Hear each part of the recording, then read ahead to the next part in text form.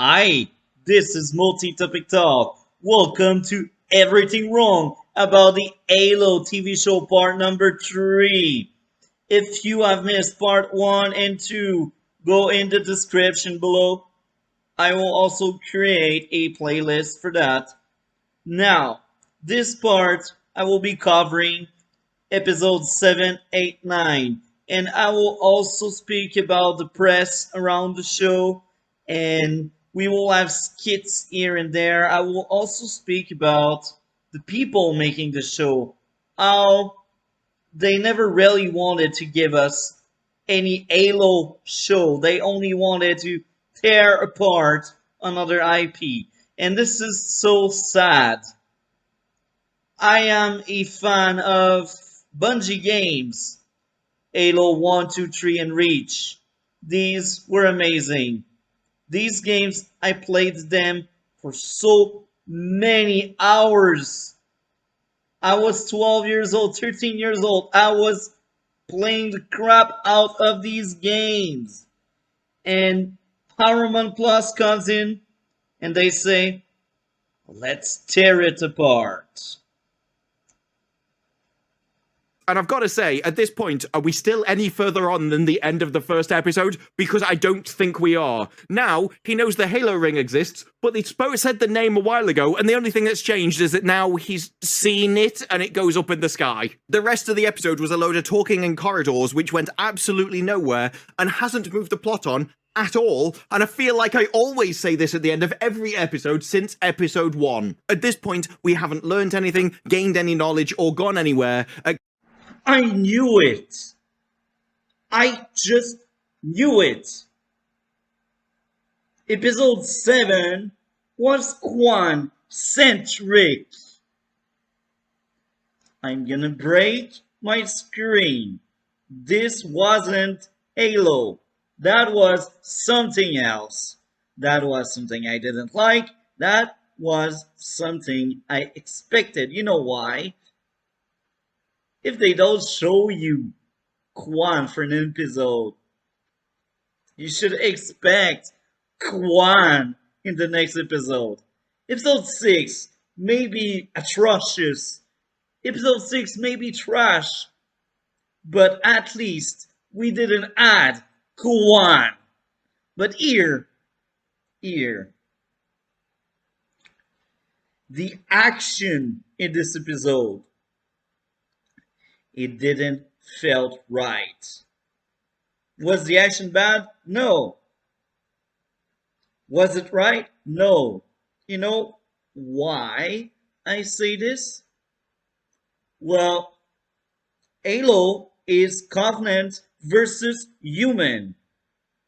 Now, I will repeat what I already said in past videos. I know in the past, human did fought each other. People never liked the UNSC, but to my knowledge, humans stopped killing each other when the Covenant came in, because the Covenant are the dangerous being that will wipe them out of existence. But no, this show has human action because they never wanted to do a Halo show. It's obvious they just ignore everything of the lore. No, they take pieces of the lore here and there as plot elements, but they're more like bullet points. They're more like lore you can read on Wikipedia and smash it in your show. This is what they did. The people writing this show, I don't think they ever cared about making that Halo show. They cared about the agenda in the IP. I'm frustrated, you know why? In that very long 50-minute episode, there was maybe 10 to 15 minutes watchable because of action. And you see, one of the saddest part of this, I'm very sad about that. The Master Chief we had in Kwan Vision, he felt much more like my Master Chief, the one from the game. But it's not the Master Chief from this show, it's a Master Chief into an illusion. You know why I say that and I think that? Well, he didn't speak. And a lot of time, my Master Chief from the game, he doesn't speak. His body is doing the job. What I mean by there, no word are spit out by my Master Chief. Sometimes his gesture, the way he walk, the way he interact with other people, I don't think any word tells his feeling. This is my Master Chief. Body language was very important for my Master Chief. And this is what we get in this illusion. And it's so insulting. I think they did it in purpose. They were like, see, we made it, guys. We have a Master Chief that looks like the game, but it's not our Master Chief. It's just yours. Now, I will speak about something else. I will go on a tangent. I read Naruto. I was a huge Naruto fan. And in their lore, which is connected to some of real world realities, when there's a sandstorm, the best you can do to not get lost is to take cover, hide, and wait until there's no more sandstorm. Because you can get lost, you don't see anything, it can be dangerous, it can be cold, it can be very hot as well. The weather is unstable when there is the sandstorm. So it's dangerous to be out in the air like that. Now, I think this reflects to reality at some extent. I don't live in the desert, so I cannot affirm, I cannot say it's science, but I do think it makes sense. And here's my thought process. I live in Canada, Quebec. I've seen a lot of snowstorm, and sometimes the snowstorm are so bad they close school because it's freezing outside and because you cannot see things, and it can be dangerous to go outside under that weather. Now, if you walk, maybe you're fine. It's not minus 80, but it's not recommended. We don't tell people, yeah, go do your groceries when the school is closed.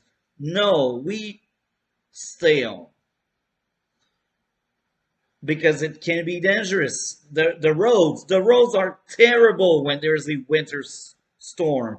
And I see a sandstorm being similar to a winter storm. So Naruto lore makes sense for me, and I think it can reflect reality based on my experience with a snowstorm. Now, I will reflect this to the show, because in episode 7, there's a whole sequence about that atrocious sandstorm. And guess what? Kwan is driving in the car. How does she know where she is going? Ow, I don't get it. This show is terrible. Now, let's keep further. Let's go further in that tangent. She gets kidnapped. Someone place some kind of bag in her face so she doesn't know where she is going. Okay, I'm like, maybe it's to put some fake tension, because if they just say, hey, Kwan, come with us, there's less tension. And they just like tension for the sake of it. That's very funny, because usually when you do that, you don't want the person to know where she's going. She's prisoner. But then when she's ready to leave that place, she leaves on her own. So, what was the point of you concealing where you are going if you just let her go? Now, maybe this happened upstream, but I will base my critique on what I see on the screen because they haven't told anything about that. They don't acknowledge it.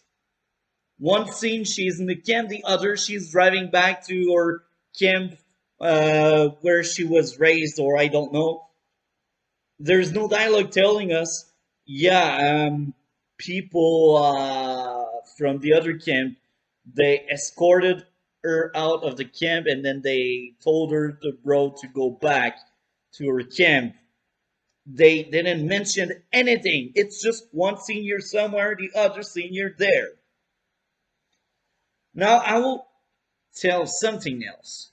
Soren, the most stupid guy ever, flip flopping, goes back empty handed at his base, gets shit for it, so he decides, oh, I think I will go back.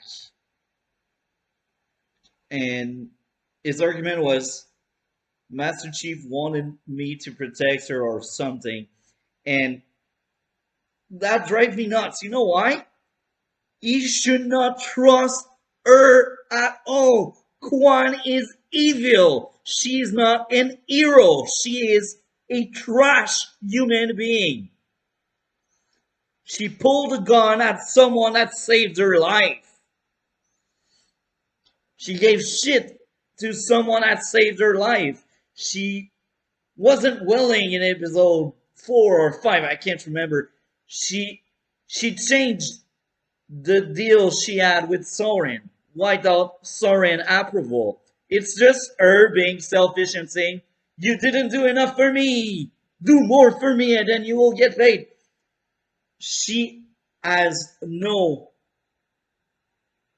aspect of her person to be accepted for me. She's not likable. She is a trash character. And guess what? An entire episode is dedicated to her.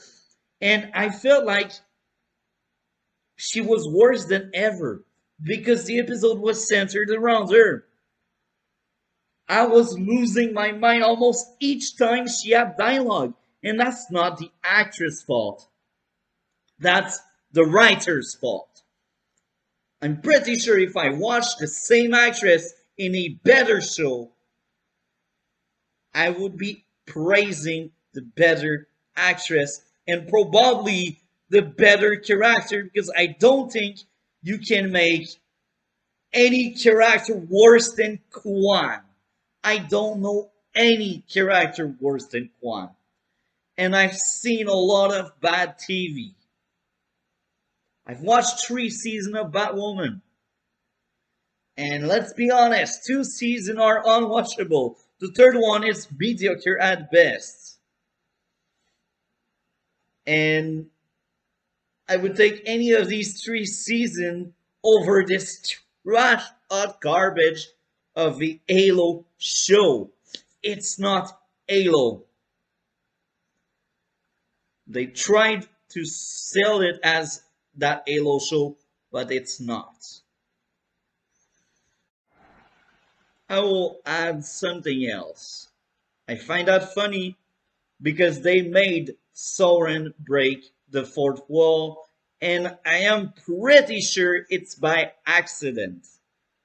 Kwan is telling Soren, we will meet each other again, and Soren responds something like that. I hope not.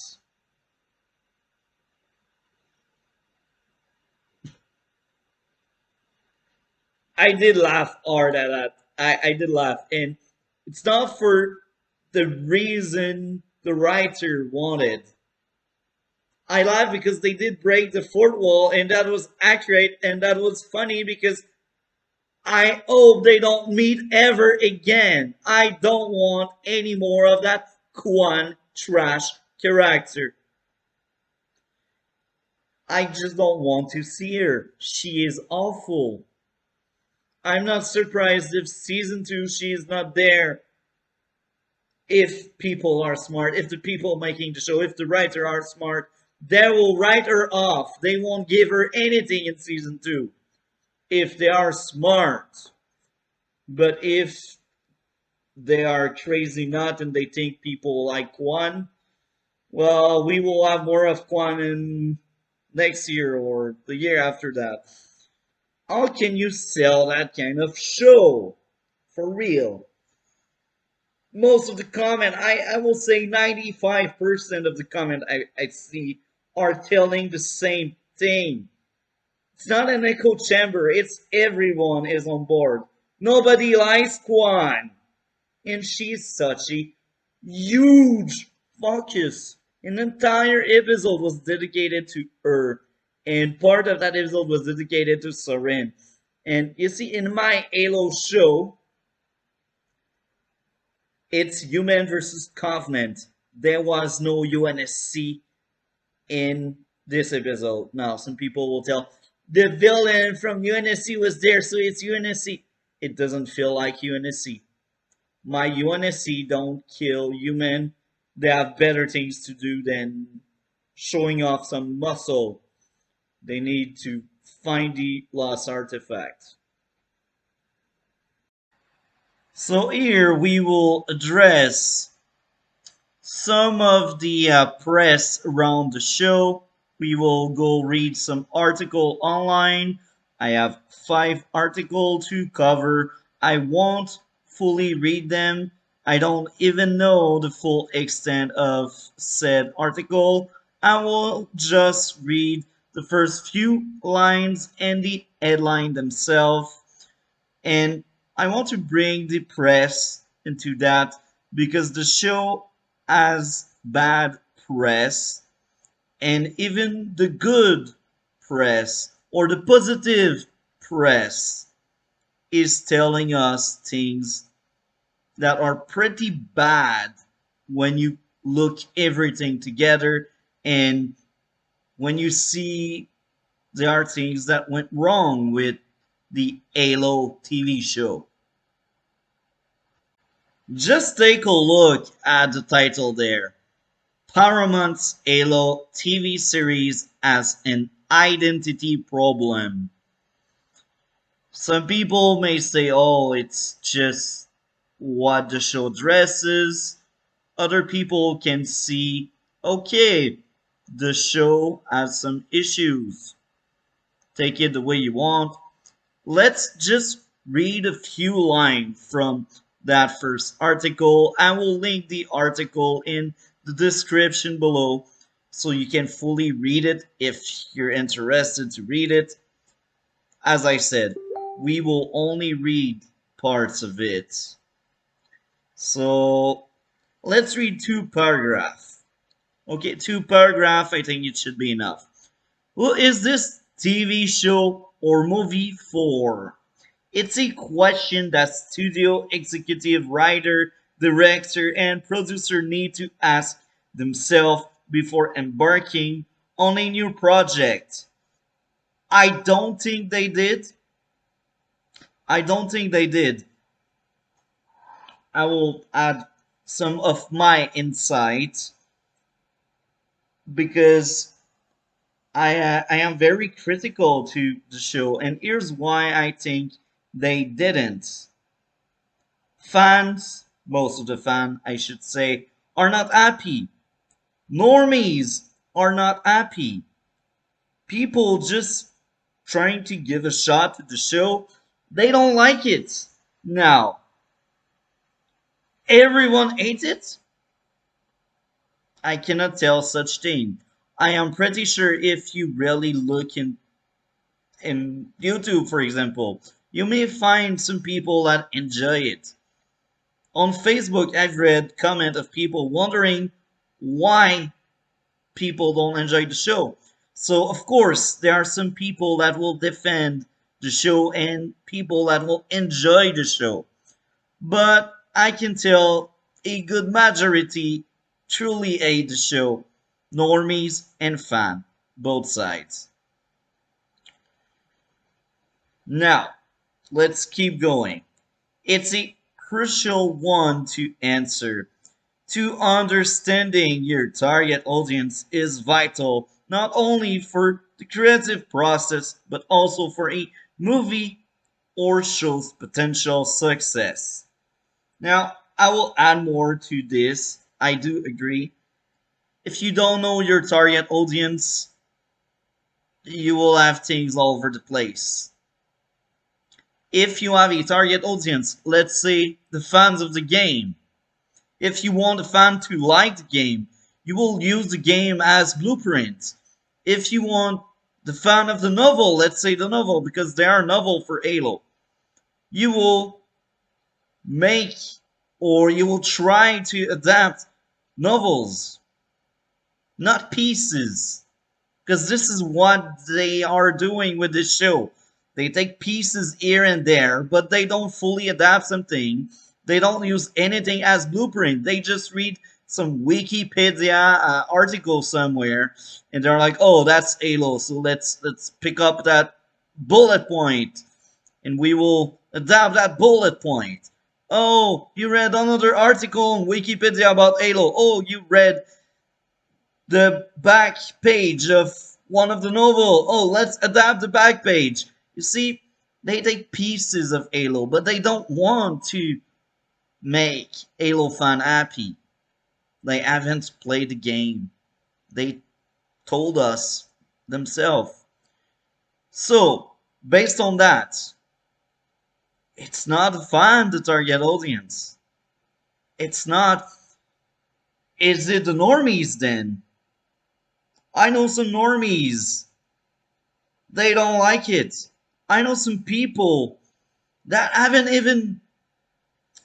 Well, knowing people is a big word, but I've seen reviews from people that never played any game or read any novel. And guess what? The people are blank slate and they don't like it as well. So it cannot be for normies. And I will go further. Some element of the story are part of the Halo lore. Normies won't get it. So is it really for normies?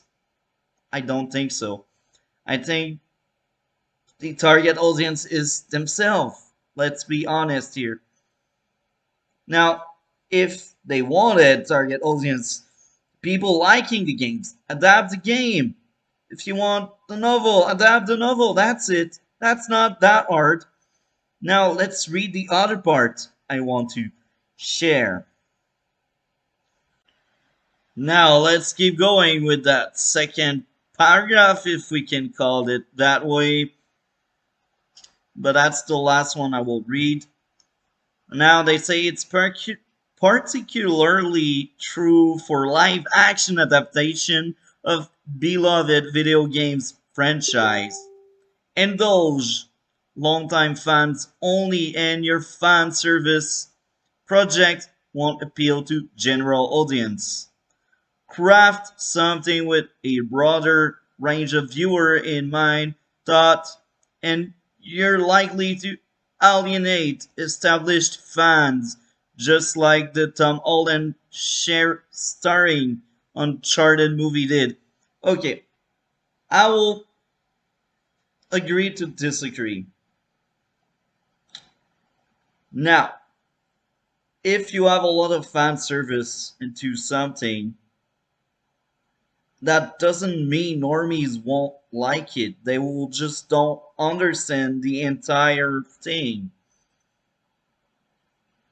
Now, if you base your story on Easter egg and stuff from the lore, then you will turn off normies. But if you take things from the lore and the games or novel, whatever, call it the way you want, if you take elements from that and explain it to a broader audience on words they can understand, they can take the pill if it's good material you want to adapt and if you adapt it well.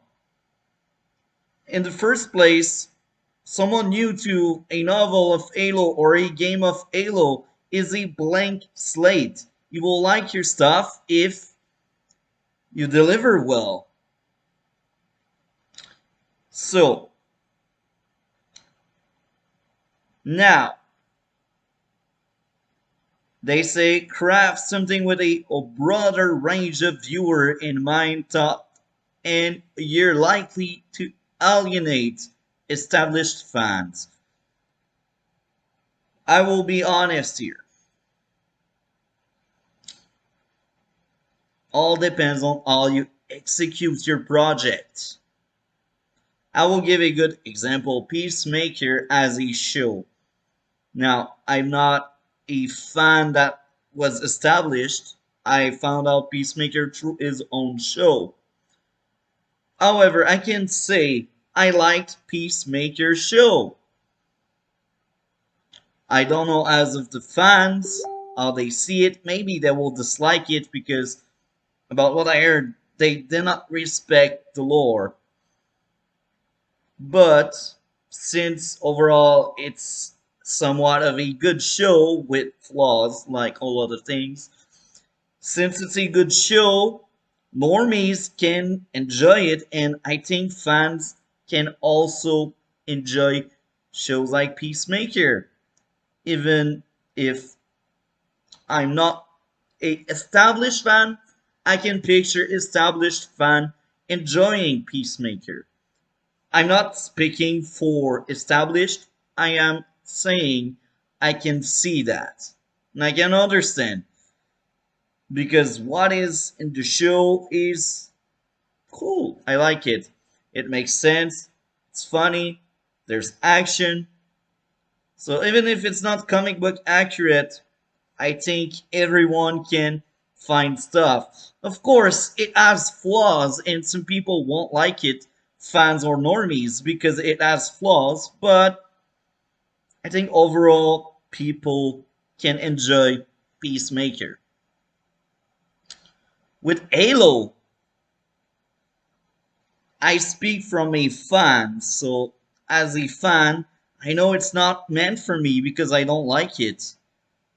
And I find it hard to see normies enjoying this. I find it hard because I've seen reviews from normies, and normies are not into it, they don't like it.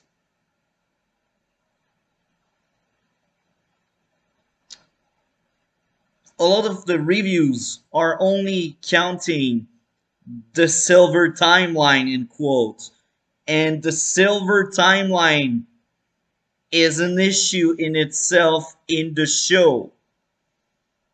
So I think in Halo case, it's not because it's a silver timeline that the fan won't like it. No, it's the silver timeline the issue. I already ate the article. Halo should have killed Master Chief years ago. The TV series does something even better. Coming from a fan, it's insulting. Halo is about alien against human, and Master Chief is the face of the human. Master Chief is the big boy among the human, the big boss, the one that deals with the alien. It's disgusting when I see that. You see that kind of press? It's that person that made that article. I haven't read anything from it, but I'm pretty sure the person doesn't like Halo as an IP, and they just like trash like the show.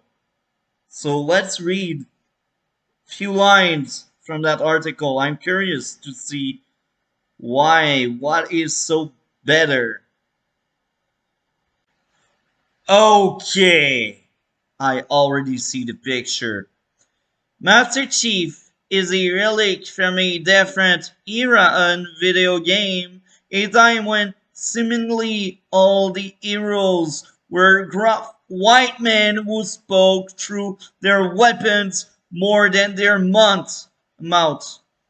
The Halo TV series on Paramount Plus surprises in a number of ways, but the biggest shock of all are the steps the story takes to unmask our unscrutable space marine.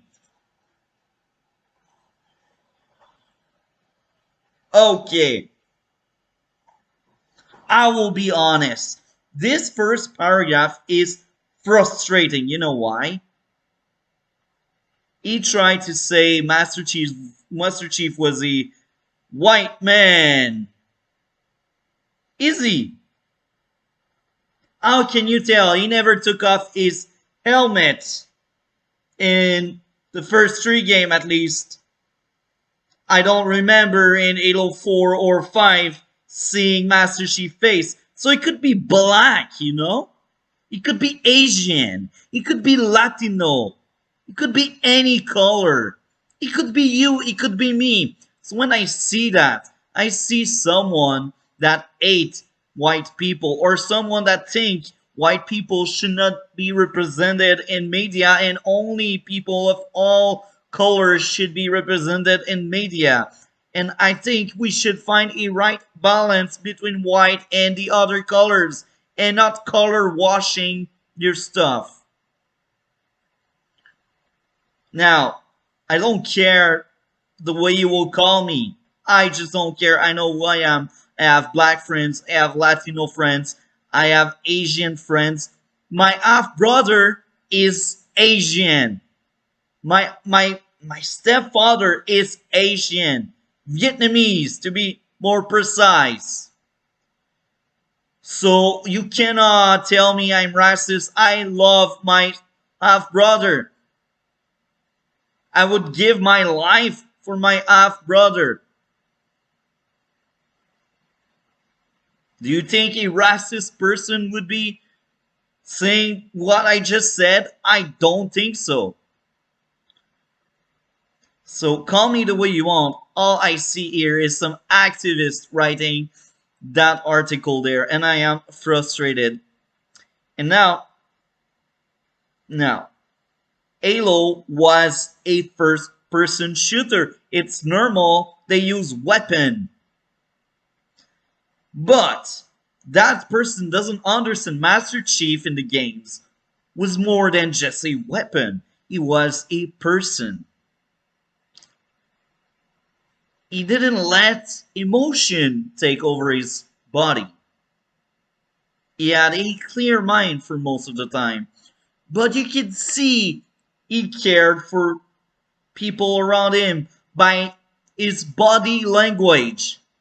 His body language was telling the story and not only the weapon. So now you are telling me Halo represents whitewashing. Halo represents toxic guns, weapon. Halo didn't add any story. This is what you are telling me in your article. It's look, I think this person liked the show. It's clear this person liked the show. I read parts of it and he has every right to like it. He has every right to hate the video games as well. And I have every right to hate his show and like the video games. We are night and day here. But it's frustrating because they use the IP of a video game I like. So it's what, bait and switch? Because we did not get Master Chief. He only wears the name. It's Master Cheeks. Now, let's keep reading the other block, and then I will just leave the link of this article in the description of the video, of course. But let's just read the second block to get more frustrated at someone that will defend this show, obviously. Rather than relegate Chief Pablo Schreiber, aka Master Cheeks, not John 117, no. 117 is not the one depicted in that TV show, in that bad silver timeline.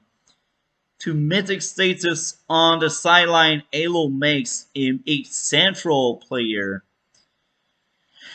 The mask comes off, but it's more than that. In the first two episodes that Paramount provided for review, Halo dive right into the head of the Spartan super soldier and hints at some of the trauma that made him what he is. Just as importantly, he is not the show sole focus. He is not the show sole focus. You just mentioned yourself one of the numerous issue of this TV show. Look, we will adapt Harry Potter, but we will have Ron and Hermione having a bigger role because diversity for redhead and girls. I'm going to smash my screen. Now, exploring the trauma of super soldier, and that could be a very good idea. I like the idea, but it's done by retards. It's done by people amateur. They don't know what they are doing. The writers making the Halo show, they don't know how to make a good show. They don't know how to write properly. They feel the show a failure when they only got 9 episodes, which is really, really bad. So, since it's coming from these people, I don't want any trauma, any heavy past. They cannot adapt such complicated topics. They cannot look smart by adapting it. They are amateurs. They don't know how to write. How can you make them write something that deep? If they only gave me a action show, maybe I won't be that harsh. But I am very harsh because these people think their show is smart, but it's not, because people all around YouTube tear it apart and I have a very good laugh. Just as importantly is not the show sole focus. This is the biggest issue with this show. I'm not the only one. Someone that seems to like this show told it. He is not the sole focus of the show. And it's true, we got a full Kwan episode. Hell yeah, this is what we want, right? Among all the reviews, among all the comments I've seen, nobody liked Kwan. People making this show wanted us to care and like Kwan, but we don't. But they will push her, tell us, like her, we like her, you need to like her as well. This is not how character work. She is the strong female character. But is she truly strong? I don't think so. I prefer my character to be a strong character that happens to be female. So, enough of that article. As I said, I will link it in the description below. So, the next part is more scripted, and I will speak about this interview you see on the screen. I will leave the link for this interview in the description below. So it will be under the name of Video 1. So let's cover it. Long story short, video number 1. It's basically an interview where the cast speak about the show and it's spoiler free. Here are bullet points that reflects my thought on it based on what was said and what I've seen. Take it as a grain of salt. The producer and writer didn't know the source of material and they needed help with it. After further research, I found out that they actually worked on the games made by 343, which is weird.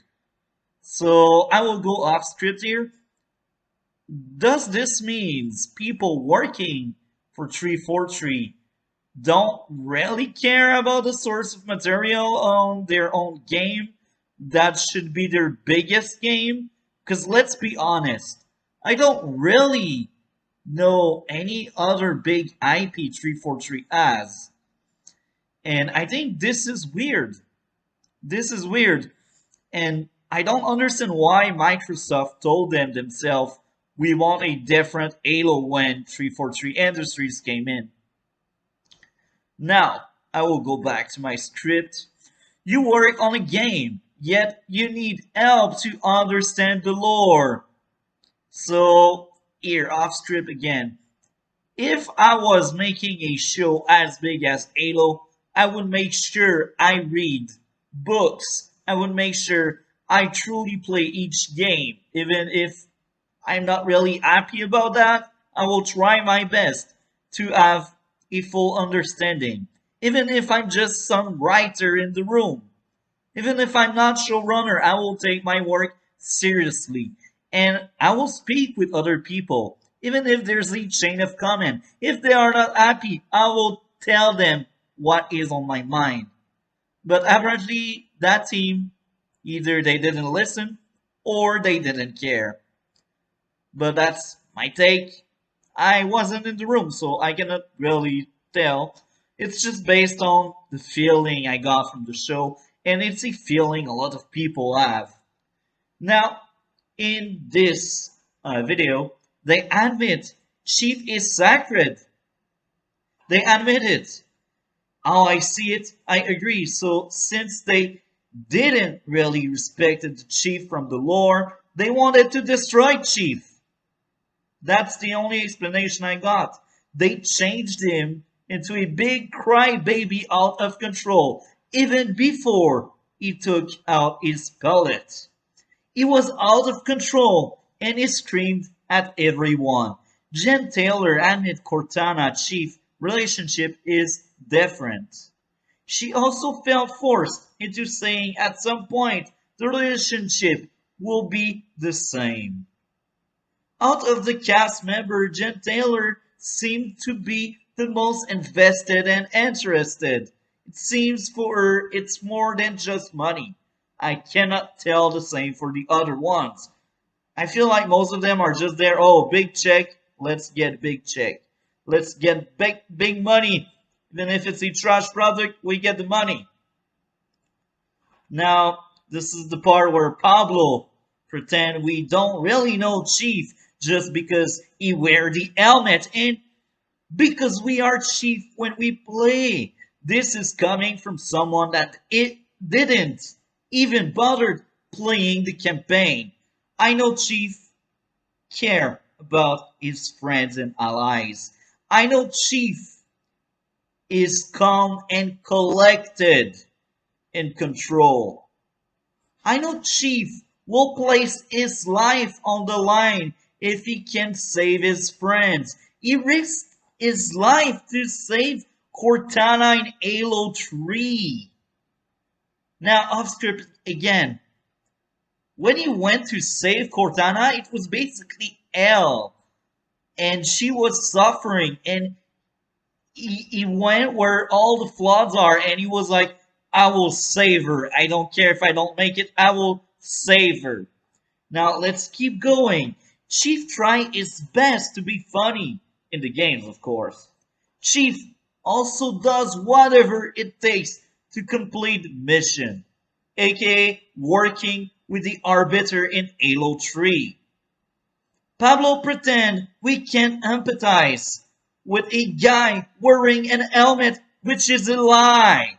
I actually empathize more with the Chief from the game than the Chief in the show, and Pablo always take out his helmet.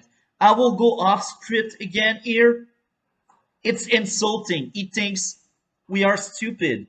It's insulting. He thinks his Chief is actually better than the one in the games by the way he is speaking. And this is wrong. You don't know the truth. You haven't even played the campaign of a beloved franchise, and then you pretend to say it's an honor to play Master Chief. Is it? Just another scripted part of the video. So I will speak about this uh, video you see.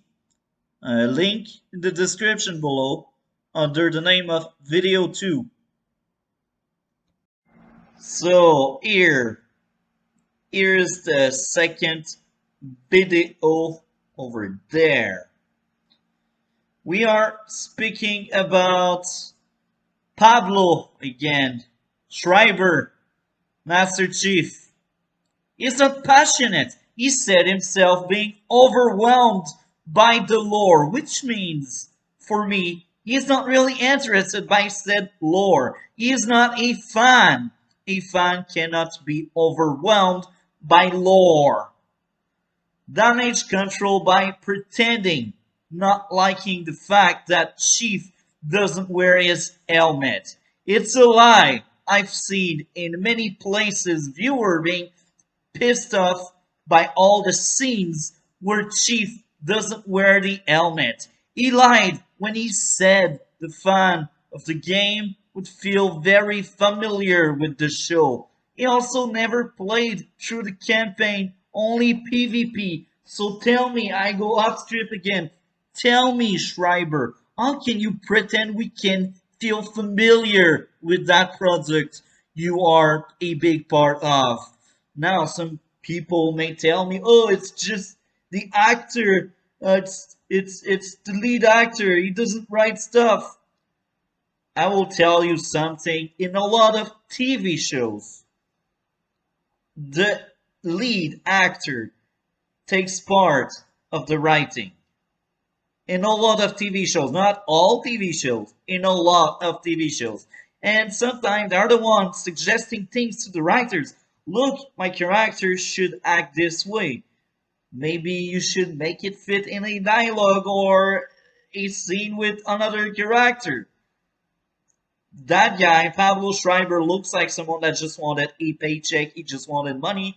So he felt overwhelmed by the lore. So how can he give insight? How can he fully understand Master Chief? Now you'll tell me it's Silver Timeline. I don't care. You call the character Master Chief, whatever the timeline it should be. Something I'm familiar with. You told it yourself.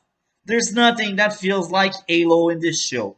Even the action doesn't feel like Halo. You know why? I've seen these jackal with energy swords. Now, some people may tell me, oh, in the comics. I haven't read the comic, I will be honest, but I plan on reading the extended lore. But I can tell you, these people, all they did is doing Wikipedia search on the topic, and they are the writers. They made the show. If I was making a show, trust me, I would know my lore. I would not make something because it looks cool. And I'm pretty sure their thought process, because they look like Game of Thrones fans with all the naked scene. I'm sure they were like, oh, they have a shield. Give them a sword. As stupid as that sound, that's probably their thought process. Now, here again, I wasn't in the room writing this show. They're lucky. Otherwise, either I would make them pissed off or I would get fired. One of the two, both cases. They would have heard me speaking with passion about the source of material. They take pleasure on destroying and tear it apart just because that's Halo. Under the name of Video 3, this is the one. So what is going on here? I will be reading my script and I will try to make it more entertaining. And yeah, we will cover this. So here we are. I will start off with this. Kiki Wolfkill produced Halo 4, which is the first bad Halo game in my own opinion. Now, she was executive or producer in the Halo TV show. So, yes, she has some experience in Halo, I guess, but in my own opinion, the Halo series ended at the end of Halo 3, with Reach like something that probably broke the lore, but I still enjoyed Reach. And Halo 4 was just Call of Duty with super armor and super soldier. So, let's speak about something that they keep mentioning in almost each single interview. They speak about optimizing for medium. Are you kidding me? You have blueprint. I go off script here because I'm pissed off. You have blueprint. You didn't care about the blueprint. You just did whatever you wanted because you're like, IP must destroy IP, must destroy Halo. They say the team are Hope and Iris. Iris? Yes. Hope? No. It's about survival, about how to overcome challenges. They took liberties. Schreiber said we need to see episode 6. Well, episode 6 was really shit. Existential war? No. Kiki liked the gore scene with Cortana when Cortana was born in episode 3, which is telling a lot about the person making the show. Now, I will go off script and explain this one. In the interview, they don't say the gore scene, they only said in episode 3, there's a moment I liked. In my mind, it's like, is it the moment where there's a drill entering Cortana clone Ed and then the drill entering Master Chief Brain? Or is it the other scene with creepy scientists kissing one of the Cortanas? I really don't know what she liked that much. Maybe that's the moment where Master Chief took out his pill. But here again, that may sound fine. But hey, it's a naked butt. Because of that scene, he's called Master Cheeks. So tell me, what did you like about episode 3? Maybe the boring scene where he walks around and smell things and feel things. I think that's the less likely because that was a very long scene that dragged on forever. That really felt boring and felt something else. It didn't felt like Halo at all. It felt like I don't know what drama. It felt like a generic drama somewhere there with sci-fi background, I guess. I'm very frustrated about this show. Now, let's go back to my script. Also, they think Halo is about hope, yet I don't see anything reflecting despair in the show. It's not constant war. We only see one planet getting glassed by the Covenant in episode 8. Even there, I don't feel any despair. It's over. To represent hope, we need despair. I also don't see how the team of hope is represented in the show. Aussie think they need to use the Halo to change. The Covenant think the only way to improve is by killing the humans since they glass planet full of human. So tell me, where is the hope? Human are trash, and you think they need to be fixed or killed. How do you represent hope? So tell me, did you really try to give us something hopeful?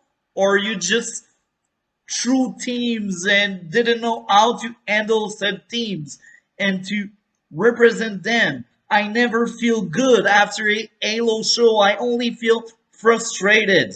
You know why? The writing is bad. I don't know what's the team outside of human bad. So tell me, where is the hope if you have such a negative picture of human? If you didn't speak about hope in that interview, maybe I would give it a pass. Maybe I would say, okay, the team is human bad, they need to change. But apparently there's hope in the show. I don't see it.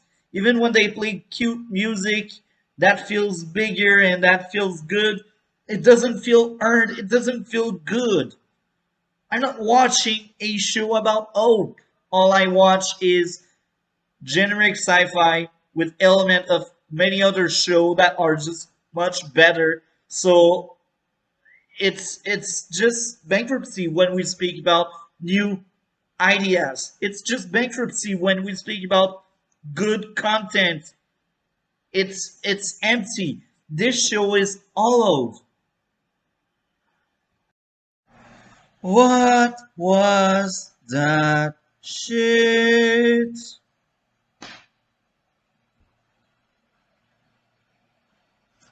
I just seen episode 8 and it should be called What a Waste of Time. This episode is filler. You know why? All the character growth we have during that episode is stripped away. It's been taken away. It's been erased by the end of the episode. Hell yeah! This is the penultimate episode. This is like just before your climax, and you find a way to make it filler. The CW, they have 23 episodes a season, and guess what? There's more story and less filler than this ain't no show. It's crazy, right? Oh my. I don't know if the writer thought they were actually like clever to do that. Oh no no, she's good. No no, she's bad. Each time I was seeing Maki on screen, the blessed one, each time I wanted to smash my screen. She is a terrible character. And the moment you're like, maybe that will make her decent, maybe that will improve the character and make her more human and actually let us relate to her. But no, they want to take that away and turn her into a villain. And now, UNSC finale found out she's the one that attacked a ship in episode 3. Okay, I have notes there. Usually I don't strip stuff, but here I need to read some of my notes because this episode is terrible. The opening scene that dragged on for like 3 minutes with Maki and Master Chief on the Halo? Waste of time. I'm frustrated because you had blueprint for this show. It should not be this hard to make it decent.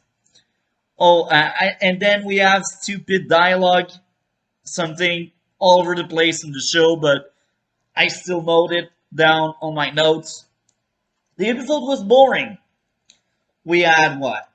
3 minutes of action and like 30 minutes of build up to like Halsey going all villainous. But we knew she was a villain. We knew she had some kind of plan somewhere, someone to do something. Admiral Margaret, as frustrating as ever. I don't know. I just cannot relate to a character that just try to look severe. She's hard. She's giving order. She seems like she's always pissed off at everyone. I'm a bit of a moody person as well, and I cannot relate to her. You know why? She doesn't have any moment where she is more bright, she is more funny. She is always like that on stream. Even The few scene where they try to make her more likable. They can't. They just don't know how to write the appealing character that is not one-dimensional, that is not boring to watch on screen. They just cannot do that. That's out of their league. Now, Mikey, she's as one-dimensional as Margaret. She just ate human because human are bad. And yeah, at some point, Master Chief just leave her in the woods alone. Even if he was not far away, I still find that really stupid. She should be treated as a prisoner. She still eats rats. But no, the people making this show, they made UNSC so stupid. They made everyone stupid in this show.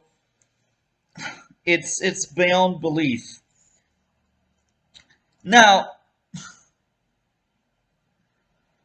Master Chief said he wanted Mackie help. Oh my.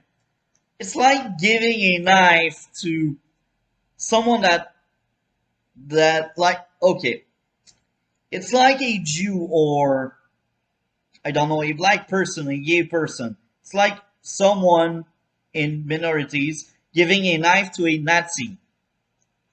You should expect a backstab, but in this show, no, everyone is dumb, and the only few moments where some of the character may look a bit smart, they cannot maintain it. They there's just no character that is remotely smart. Okay, we also got a useless scene with a blondie, showing her muscle, how strong she is. Take that away from the episode, and the story still unfold the same way it went. We don't have any important dialogue in that scene. The entire episode is filler, but even in the filler, there are filler. They find that way, like sometimes, like you see in the Flash. It's a good example everyone will know. Even in filler episodes, sometimes scenes are not filler. Even if the episode overall is filler, every scene usually they matter. But in the Halo show, when they do filler episode, they also need to give us filler scene in the filler episode. Hell yeah! That's funny. I think if I was in charge of this shit show, I could do better just telling the whole story we had in 9 episodes. I think I could in 5. Because I expect episode 9 to be action, action, action, action. You know why? They think that if you give action, people will just forget the rest is shit and nonsense. At some extent, it can be true. Some shows are really bad, but there's so much action you forget about all the bad. But with Halo, no. You just cannot forget about the bad. You know why? There's not enough action. And I will tell you this, most of the action is human on human. We had a Spartan on Spartan fight in this episode because the plot wanted that to happen. Because they thought, oh, that's cool to watch them trade blows and have emotion and look sad and angry, and I'm gonna lose my mind. I'm going to smash my screen. For real, this show is the worst thing I've ever seen, and I've seen a lot of bad shows. I can attest. This is rock bottom TV. This is rock bottom TV. I don't know anything worse than that. Now, there was the Miranda and her father scene. Another useless scene. It didn't need to happen. It was boring. Human on human drama. I hate it. Chief screaming all the time. episode filler. You see, when I watch episode, I try my best. I go out of my way when I know I will review the show, when I know I will be doing like video essay. I don't really like the word, but let's see, it's a video essay. When I know I will do a lot of content, I do markdown stuff. I don't always do that. I will give good example. Naomi, I reviewed the show, but I knew it was kind of bad, and I knew I would only do one video. One video for me was enough about that show. But Halo, I really wanted Halo to be good. This is why I make so many videos. I don't care about Naomi. I care about Halo. I like the games. And you cannot adapt the games with that team of incompetent writer more interested into making a shit show than a somewhat decent show. You add the blueprints. Early Halo games, the first three and Reach for some, were successful.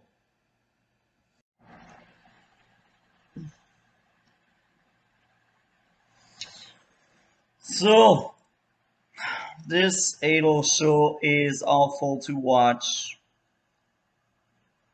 I will be honest, at some point I was invested into Mackie Master Chief relationship within the episode because I was like, oh, maybe they are smart enough, maybe they will like have some kind of arbiter storyline with that stupid ass Mackie. But no, they just destroyed all character growth because they cannot like put any love in what they are doing. I'm sure nobody in the team making the show ever thought about rewatching and thinking about, look, this show can be really awful to see and watch.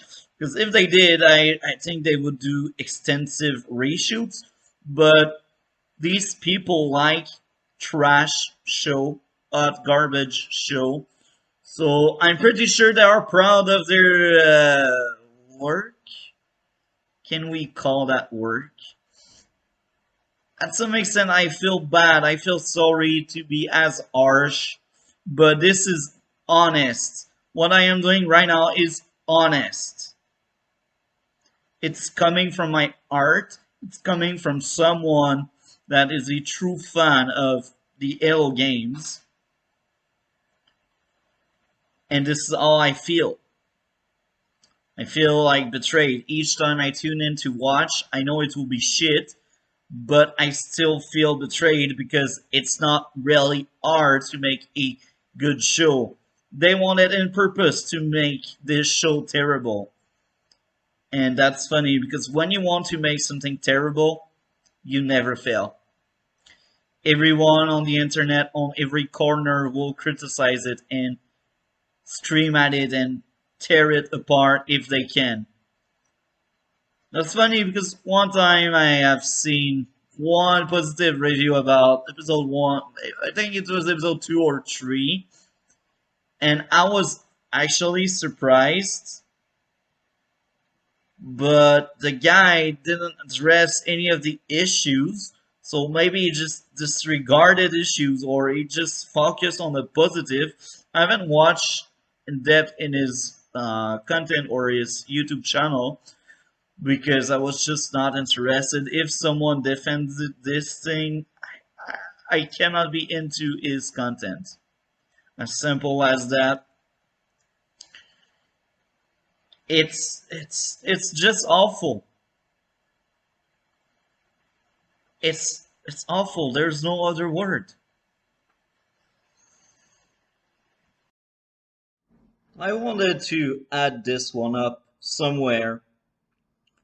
So, the people making this show, they think it's important to have politics in it, to have ideology, but this is so funny because people making this show, They aren't smart enough to make something that makes sense, and they play with the idea of communism without realizing how bad communism is.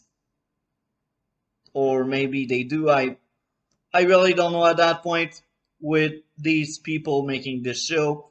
Politics are insert inside of the show, which is wrong. I don't like that. When I watch show, I want to be entertained, and this show clearly did not entertain me or a lot of my friends, a lot of YouTuber around here, and this is sad. You had Blueprint. It was very easy to follow said blueprint.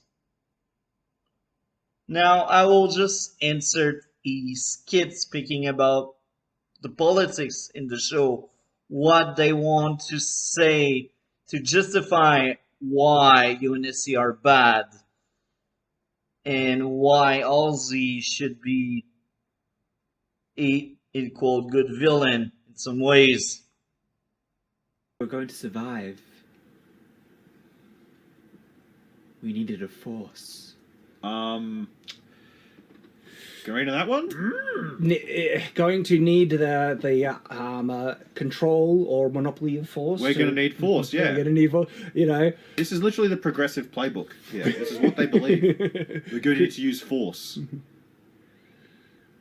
And she, pause, right? When she said to survive what's coming, she started the Spartan program before they even knew the aliens were around. Yeah. So survive what? What did she expect was coming? To protect them from themselves, she says it. Exactly. Humans just won't be able to figure it out, so they needed a force to protect humans from themselves. Mm-hmm. Gee, are you seeing some philosophical parallels already? Yep. A force that would intervene. That could prevent conflict before it started. Oh, pre-crime. you know, oh my goodness. Like, seriously, judging people for things that they haven't done yet. Active measures. Who does that more often, you know? Like, So here we have people telling how the Halo TV series misunderstand the video games fans. Now, I will tell you something. I think they do understand us, but they wanted to make us angry. They wanted to piss us off. They wanted to give us a middle finger because they knew when they came in there, they knew they would make everyone angry. So they don't misunderstand us. They are against us. They never wanted to make an Halo TV show. They wanted to destroy another IP. And this is crystal clear. Who in his right mind thought it was a good idea to take away Master Chief helmet? Who thought in the first episode Master Chief needed to take off his helmet for stupid reason. Sorry, my French accent. Who thought it could be a good idea to have Master Chief out of his armor for 50% of the show? I am generous. I think it's more than 50. But I won't over exaggerate. I will just be honest. Roughly 50. I think something more accurate would be 75, but I won't waste time to count the screen time where Master Chief doesn't wear his suit or helmet. I will probably die for getting bored by this. So they don't misunderstand us. They never wanted to please us. So let's read just like the other article. Let's read like the first two blocks. And I will link in the description below this other article. So here we are. Ask Master Chief a difficult question. And the super soldier lead of Halo often has an answer at the ready. I don't know. From early on in the Paramount series, adapted from the sci-fi inspired video game Space Fantasy, the scientifically ancient human doesn't know much because they made him dumb. In the games, he is smarter. He is much smarter in the game. He doesn't always ask questions here and there because he understands in the game the world where he is. He understands the war. He understands his past. He understands everything in the game. Now, is he Aussie? No, he is not Aussie. He's not the big brain, but he's not a retard they want him to be in the show. This is a video game trope. Master Chief fuzzy memory is a common conceit in games. One so cliched, it's stunning that it still happens. Okay. In the games, he knows his past. Nothing is hidden from him. You know why you don't hide things from your super soldier? They are super soldier.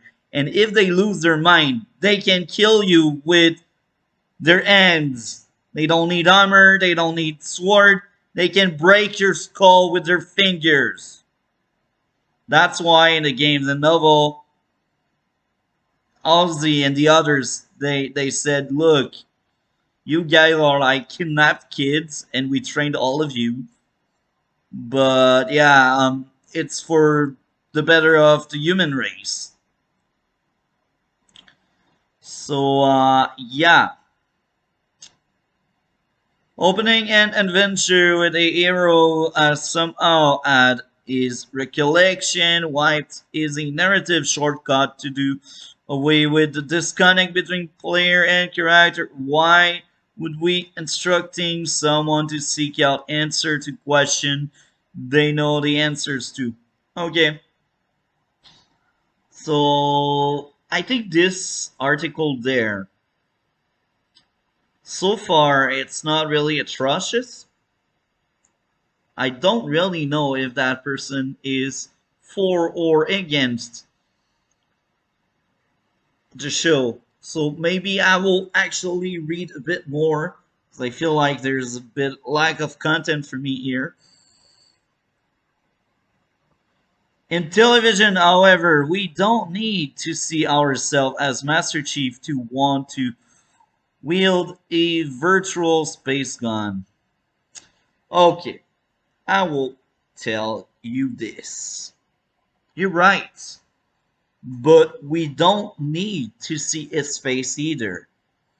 Darth Vader was dead scary for 2 movies and he never took off his mask. You could keep Master Chief helmets. We don't need to see Pablo face. We don't. We simply need to find him interesting. I actually agree with that. All he needs to be is interesting. And this is very sad. He is not in this show. He is just some angry, crazy guy that screams at everyone. Even before he took off his palette, he was screaming at everyone. He's not likable, like pretty much all characters in the show at this point. So let's just keep going. So while we may believe Master Chief when he plead ignorance, thanks go to Pablo Schneider, who like Pedro Pascal in The Mandalorian. That's funny. I haven't fully watched The Mandalorian because I don't really like Disney, Star Wars, and maybe it's good. I heard good stuff about it. But in The Mandalorian, correct me if I'm wrong, Pedro Pascal didn't took off his helmet until season 2. Why don't you take example from that? It could be a good idea, right? You make a build up, you make it interesting instead of like walking around in military bases without a fucking helmet. Oh, okay, so emotionally vulnerable and existentially curious when the mask comes off. You don't need that. You can have someone with an helmet, a mask. You can have someone hiding his face and still look scary. I will give you a good example. The Batman with Ben Affleck. Some people may dislike the movies. I kinda like the movies. But he wears a mask. Granted, the mask doesn't take away the eyes or the mouth, but he still wears a mask. And he looks scared. When he's scared, he can emulate, he can look scared despite the mask. Now you will ask me, how do you do it with the Master Chief helmet?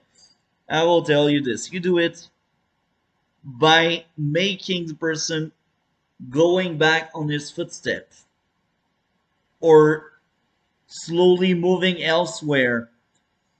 I'm not pro in like choreography or stuff like that. I will give a good example. Metroid Dread. As much as I didn't really like the game, I will admit they were able to show us a very scared Samus without her taking away her helmet. Let us hope that this loss of introspection isn't a permanent fixture. That's funny. It's a permanent fixture, as they say. Schneider have most of the show without his helmet. He barely wears it. Now, I will tell you something. We don't need someone emotionally vulnerable and existentially curious. You know why? The IP it's based on is an action sci-fi IP. The game is based on is a shooter. You shoot alien. This is the game. In the story, they don't ask deep question for humanity. They want to survive. It's a fight for survival. The Covenant are that all-powerful strength that want to wipe them out, and they win the war despite OP Spartans. The Covenant are villains, and they are scary villains. We don't need someone to question, who am I? I don't need that on my Halo show. Oh, that headline, bruh. I laugh hard.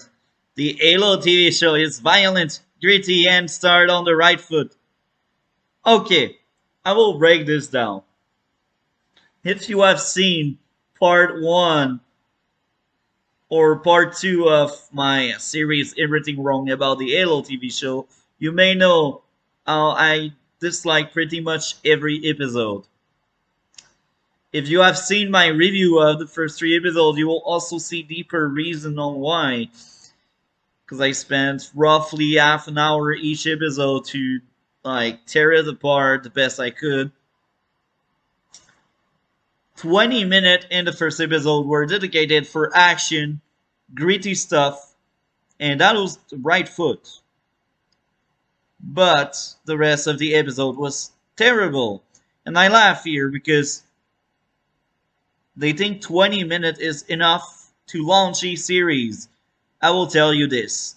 To launch a series, you need an entire good episode to make it right and start on the right foot. You cannot say, oh, the show start on the right foot when 20 minutes out of 55 is worth watching. And that was the case with the Halo TV show. That's funny because most of the reviews didn't like the first episode. Or some gave it a pass because of the 20 minutes of action. Or some gave it a pass because they're like, it's the first episode, we will see how it goes. but it doesn't improve. It stays like really mediocre and really bad and really awful. Starting on the right foot mean you have a solid first episode, and I may be harsh and harder.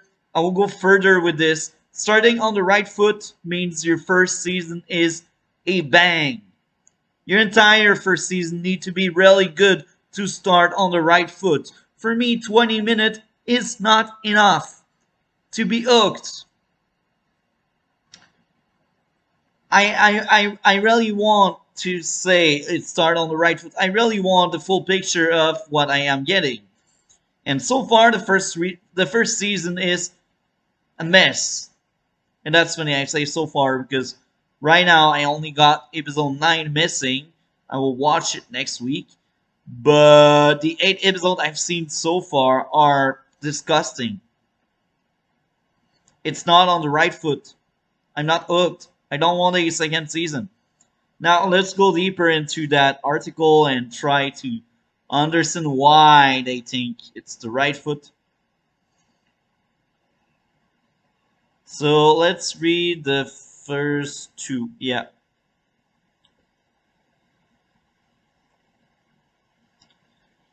Okay. The TV show adaptation of beloved cultural artifact hasn't yielded the best result, especially in the streaming arena. For instance, Netflix dalliance in adapting anime into live action often leave fans despondent, if not horrified. Oh, this is some honest stuff here. When it's Netflix, it's like a 50% chance of failing. That's just my take on it. Okay, now let's keep going with this. The Paramount Plus attempt at adapting Halo should fare better. No, no, it's wrong. Like Netflix live action Cowboy Bebop adaptation takes strong liberties in writing its own story separate from the source material that has been canonized in the video game series, comic, and novel. But unlike Bebop, the character of the Xbox series are largely unchanged. Cortana started to act like Cortana only in episode 8. And even there, I'm not quite sure if they will keep her that way or if they will change her again.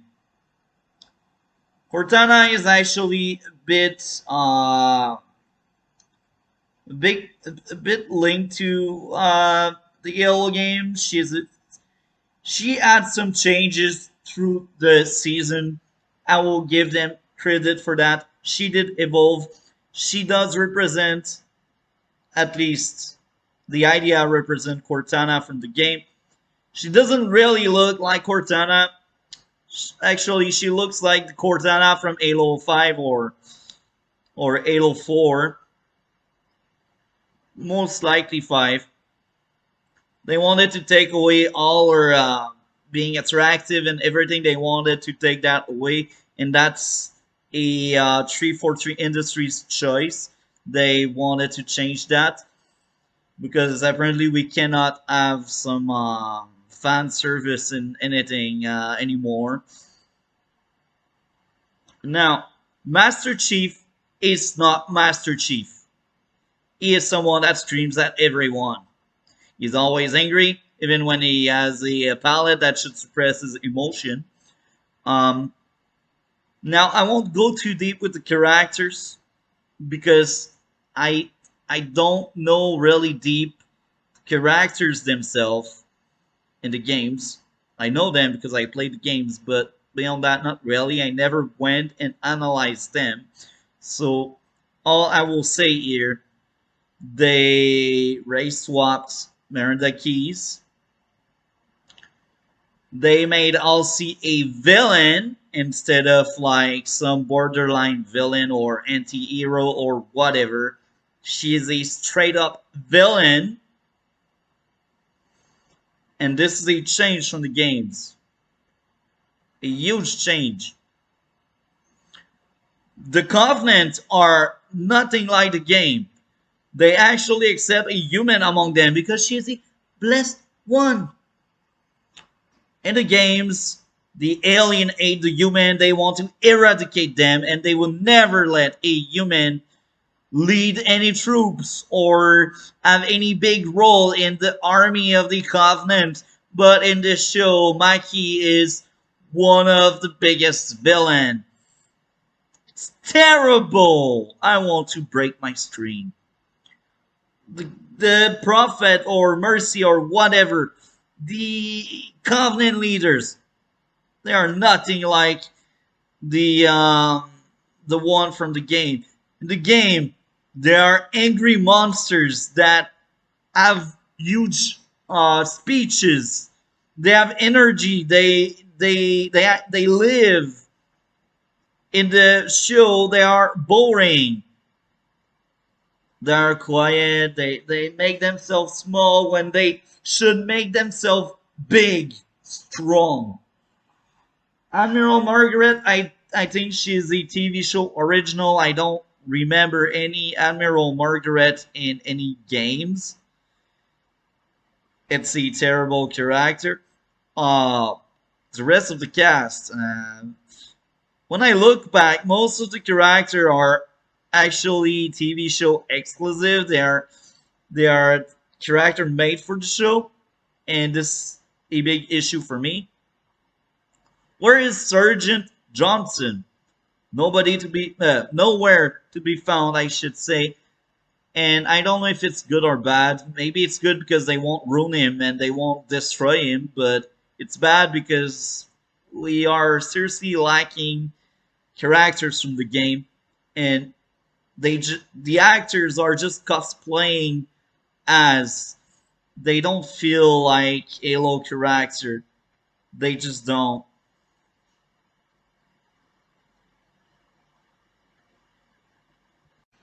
So let's read that second part. Through the first two episodes of the series, which will debut to the public March 24th, Halo tells the story of how a smaller scale civil war between faction of humanity and the dominant United Nations Space Command was interrupted by a mysterious dogma-driven alien force calling itself the Covenant. Now, let's speak about that. The premise of the show itself is wrong. I know it's a silver timeline, but it doesn't feel like Halo. It's not my Halo. I will repeat myself. Halo should be UNSC against Covenant. Or what they could do, which is also pretty bad if they did, but better than what we got, is UNSC versus Insurrectionists. But if you do Insurrectionists versus UNSC, don't call it Halo, first of all, because you won't use the Covenant. But second, you cannot really make it entertaining because Spartan will just wash away the Insurrectionists. What we got is human retard. Human kill each other while we have the Covenant that can wipe them out. In episode 8, it took us like 8 episodes to finally see one planet being turned into glass, destroyed, no more. Now the UNSC seem to be scared of the Covenant, but that should be the feeling we are getting in the first episode, not the 8th episode. This is a very slow build-up, and this makes all civil conflicts stupid on so many levels.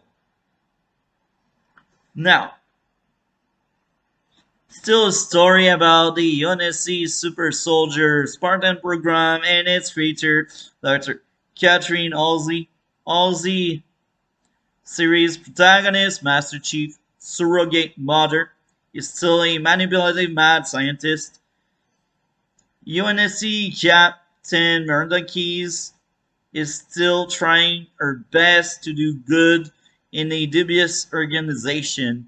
and the Master Chief John 117 used closely to the character more recent 343 Industries portrayal in games, retaining his penchant for bad joke as well as a grappling with the newfound self-awareness and independence. Okay.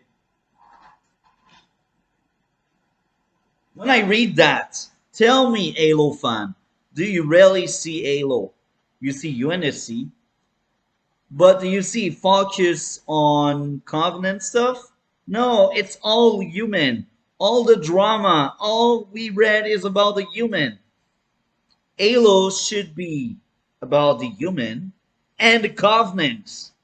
But guess what? The show, in many episodes, did not brought any Covenant. Episode 2, no Covenant. Episode 7 and 8, no Covenant. 8, if you count Mikey as a Covenant, but to be honest, she's more human and she's a villain. But these 3 episodes have no Covenant. UNSC versus Covenant. We had 2 action pieces. Episode 1, Episode 5. Where is the war at? This new article made me laugh so hard. The Halo TV show is the ultimate battle between story and lore. You know why? It should not be the case. It should not be a battle between story and lore. But they made crap in their silver timeline. So of course, it doesn't fit. Of course, it goes against a lot of the lore. Because they just wanted to use the IP again. That's one of my biggest arguments in most of my videos. They just wanted to use the IP. That's why it's wrong. That's why it's bad. Now, let's read that. Here's a surprisingly loaded question. What is Halo Microsoft It video game franchise now 21 years running about? I will be honest here. We had roughly 10 years of good Halo stuff. Less than that. Since 343 took over, they changed everything because Microsoft asked them for. It's no more Halo, and it became something else that is really bad. So 343 did what their boss wanted them to do, which is wrong, but hey, well, it's right because you're paid, but it's wrong for the IP and what you try to do or follow up with. So let's keep going. Play the game and you will experience 18 but serviceable science fiction yarn about humanity's struggles against an advanced alien collective of religious zealots dedicated to wiping them out, and the cyborg super soldier Master Chief that is our best hope of stopping them. Now, do you see something in that sentence? I do see a good understanding of the Halo games, at least, or the premise of the Halo game. And the show doesn't fit that narrative. The show is humans are trash, they kill each other, and Covenant want to wipe them out. At some point, I'm like, maybe I will root for the Covenant. I don't know. And this is kind of true. Master Chief and other Spartans are actually the last line of defense, the survival of the human. But you know what is also funny? Dedicated to wiping them out. In the show, I don't feel that. I felt it in maybe 3 scene, 4 scene. If they were that dedicated, don't you think more episode or more scene would have included Covenant killing human? But no. Let's focus on Kwan and her story on the desert with the other insurrectionists. Let's focus on that instead of focusing on the drama between human and Covenant. That's the focus of the show. It's Kwan, and Covenant appears here and there to look villain and to say, "Yo, UNSC, you got a fool that match your strength," I guess. Now let's just keep going. It's got just enough moment of grandeur, horror, and skill to be memorable in most games and long before you begin to question their intelligence. They're pretty good, is what I'm saying, largely because they keep things moving through serene yet hostile spaces and hint at a wider conflict in the background. Okay, I actually like that intro because this is all I see the games. That person actually understand the games.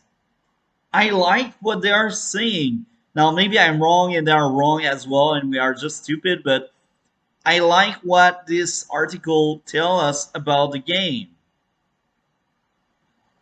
I agree with most of it. I don't see anything really wrong. What I see wrong is what they did with the show based on what he said about the games.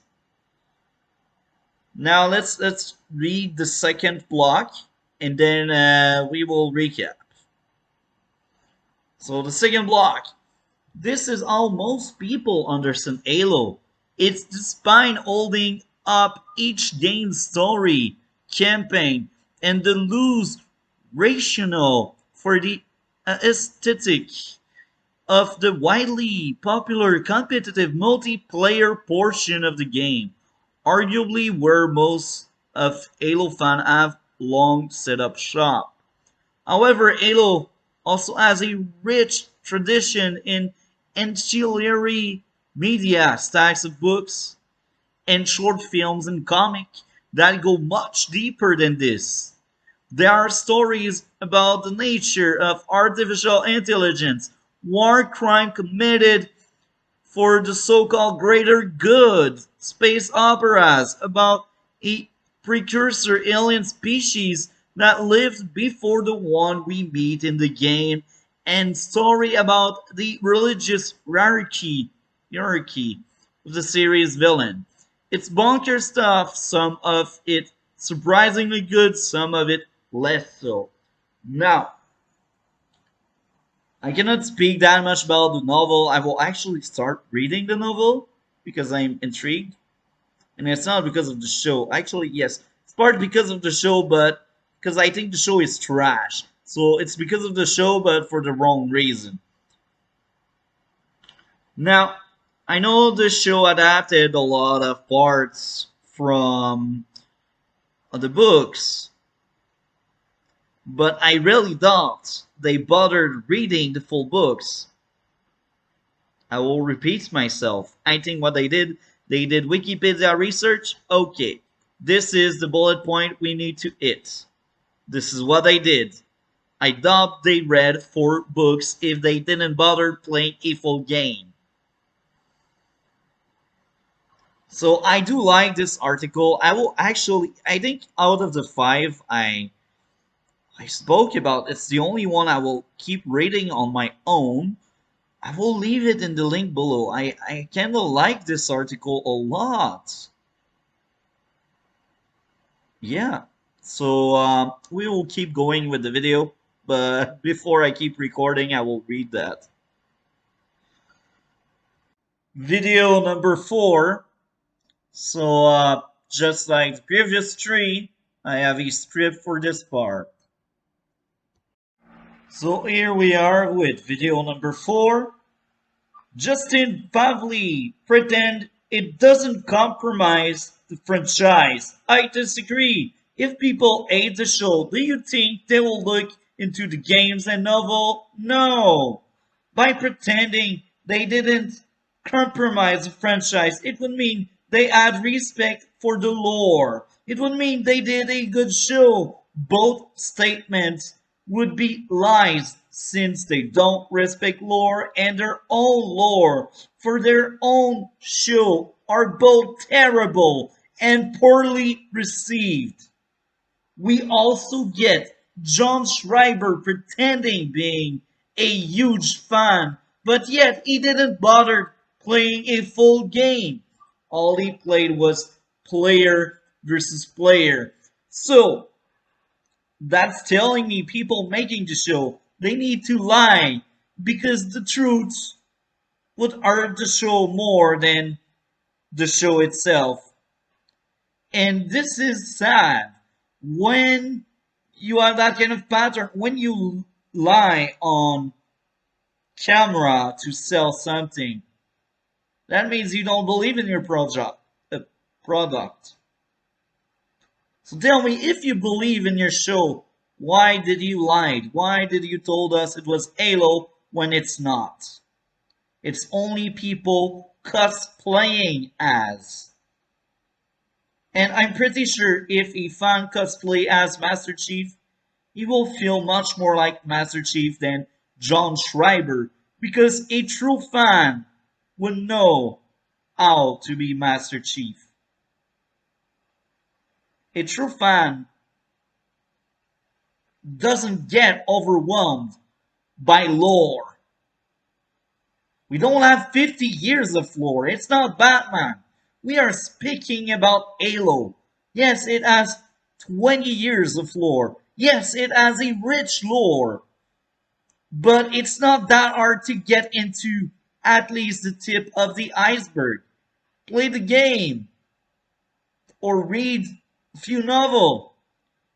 And don't you dare saying you are getting overwhelmed by a lore if you are a fan. One doesn't go along with the other. Either you are a fan or you are overwhelmed. And I am honest when I say I plan on reading the novel and comic books if I can find these. And it's not because the show, no. Actually, yes, but not for the good reason. I'm angry at the show. I insult the show a lot because I hate it. And I feel like I'm a bit of an hypocrite since my only experience with the lore is the games. But at least I got more experience with the lore than any people involved with the show. It's not because you're in charge of Halo 4 that you know your lore. You said yourself in one of past video, you actually ask question around. You don't know your source of material. So of course you won't respect it. Of course, it was just another IP that got destroyed by you and your pride or ambition. Series. This is a major complaint from a lot of people. Yes. But the reality is that it's not unusual. In the extended lore, he takes off Ah, his it's the helmet extended lore. Well, we've already talked about what. He contradicts himself so bloody stupidly and obviously in this part, man. It's ridiculous. But we've already said, like, it's obvious that the primary thing that represents Halo is the games. That's the one you need to make it more like. Not the extended lore, not the stuff and that he brings people... it up, but he still contradicts himself. Not the stuff that people barely are familiar with. If you want to reflect to make it feel like Halo, that's the template. Work off of the games. And the games, he keeps his damn helmet on. Yeah. It's safe to do so. We never actually really see him take it off in the games, because it's not safe to do so. Wait He's in for it. combat, No, wait, just often wait. on his own, and thus doesn't have anyone So it's not safe to do. He doesn't take it off in the games because it's not safe to do. there to watch his But the six. thing is, though... You've seen the cutscene where he keeps it on the whole time in the space station. No, but he's trying to say that, like, he keeps on the helmet when it's not safe to do Yeah, so. yeah, But yeah. in the show, he literally takes it off in a multiple battlefield. places where it's really dangerous to do so. Yeah. They're not even consistent on that front. If you're going to try and justify it, oh, you can take it off when it's... no, they are so desperate to take that helmet off, he does it in the most brain-dead, stupid places. Yeah. I was curious to see what was the writing process of the main showrunner. So after searching, I found this fifth video. I will be covering this fifth video. I won't go too deep into the detail because it's 1 hour long, and I will be honest, I probably watched half of it, and I made sure to watch the part where he is explaining what is his writing process. So this part, it's more scripted. Here we are with video number 5. The showrunner was too soft and probably gave too much freedom to the younger staff working on the story and scripts. They also mentioned in one interview they shot the action last instead of first, explaining bad CGI and the focus on the wrong place. Now, I will go off script here. When your focus is action per se, it will be the first thing you will like to shoot. It will be the first thing you will go into because you're excited about that. So tell me why it was last. And I can tell the lack of action in the show is wrong. It's feel like something that is not my Halo. I understand this is a TV show. I understand we cannot have action in every single episode. I never asked for such thing. And sometimes character-driven episode, story-driven episode doesn't need action to be good. But you need good character, you missed the mark. You need a good story, you missed the mark. So tell me, why should I stick around for your story driven when I'm not really interested into your Kwan BS? Tell me. So your priority was probably the drama or the soap opera aspect of it, or all these scenes where Master Chief scream because they need to scream almost each single week. So now, if they started with the action, enough time should have passed to fix the CGI. I'm not someone that will criticize heavily on CGI. I take what I take. I'm not asking too much. But I've seen around in other reviews and people covering the show, the CGI is terrible and it's worse in the action. And sometimes they go frame by frame. And at some point there's a pistol in the first episode that is actually cartoon. The CGI just fell off in one shot. What if they started with the action instead of all the thing we don't want in our Halo show? Maybe that cartoon would disappear and we could only have CGI left. But hey, I'm not making this crap. Now, I will tell you something. At some point, Cal Killen was involved in the TV show. He has credited in many episodes as writer or producer. I'm not quite sure of the detail, but I've seen his name in many episodes. And he left the project before the project was done. Now, I will go on a tangent there. I will speak about some of his shows because I'm curious to see if I can find work made by the person. Now, Cal is the only one I really was curious to look into because he's the one that left. So I'm like, maybe he is more talented and he didn't want to get involved with that crap. Maybe that was my explanation. But then I realized after my research, well, he made a movie called, it was a TV show. Sorry about that. He made a TV show called Lone Star, made in 2010. And the show that got cancelled after 2 episodes. And it was listed as a drama. A drama cancelled after 2 episodes. I find that suspicious. Maybe it was really hot garbage.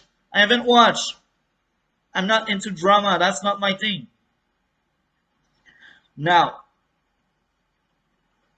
I've seen a second project he was involved in. He made Awake Season 1, 2012. And about what I found out, it had only one season. Maybe there's more. I don't know, but based on what I've seen, that show only had one season. So tell me, was the season a one season deal? Or the show was just too bad and they didn't got any second season? And even there, why do you stop yourself at one season? It's rare in shows you like just to end on a high note. Some people, well, most of the people, when they start making a show, they become greedy. They want more, they want to sell more, they want more money, so they want renewal. And sometimes they see, okay, I did enough, I don't want to go any further. But after one season, I find that suspicious. I find that suspicious. Now, maybe that was really the plan, and I respect the guy on that. But here again, based on what I see, it was another drama. So now, two drama. Third project, Mind Games 2014. And based on my notes, it was poorly received. Here again, it was a drama. Next one, The Beaver 2011. Here again, it wasn't a huge success. And when I look at that, I'm like, okay, I go off script here. There are two reasons why the guy may have left. Maybe he was doing something really bad, and 343 were like, oh yeah, we don't you anymore. We don't want you anymore because we are not satisfied. We don't like that thing. Reason number two, maybe he didn't like what the network wanted. Maybe the network told him, look, I want something woke and something like a drama. And maybe the guy is like, no, I want to do something that's called Halo, but the network didn't want that. They wanted to sell that woke drama we got. And maybe he wasn't on board and he was like, okay, I feel like I'm wasting my time here. So he just left the project by choice. But even there, if himself, he decided to leave that project and the other project he did were poorly received or forgettable, let's be honest. If himself he left by choice, what does it tell about the product? If someone that did flops realized that thing wasn't good, don't you see something here? He had no faith in a project, and it's coming from someone that had many failures. So first of all, he has experience in failure, and second, he felt like he was more valuable than the project itself. And this is funny. I find that funny and sad at the same time. Now, let's keep going on my script. Now, the showrunner said, now it's Stephen Kane we are talking about. Big opening, spending a lot of money, having a lot of bottle episode to make budget work. So, I translated things he said. What Stephen Kane said is, I like my first episode to have a lot of value in it. And I kinda understand. You want your first episode to be something that hook people around.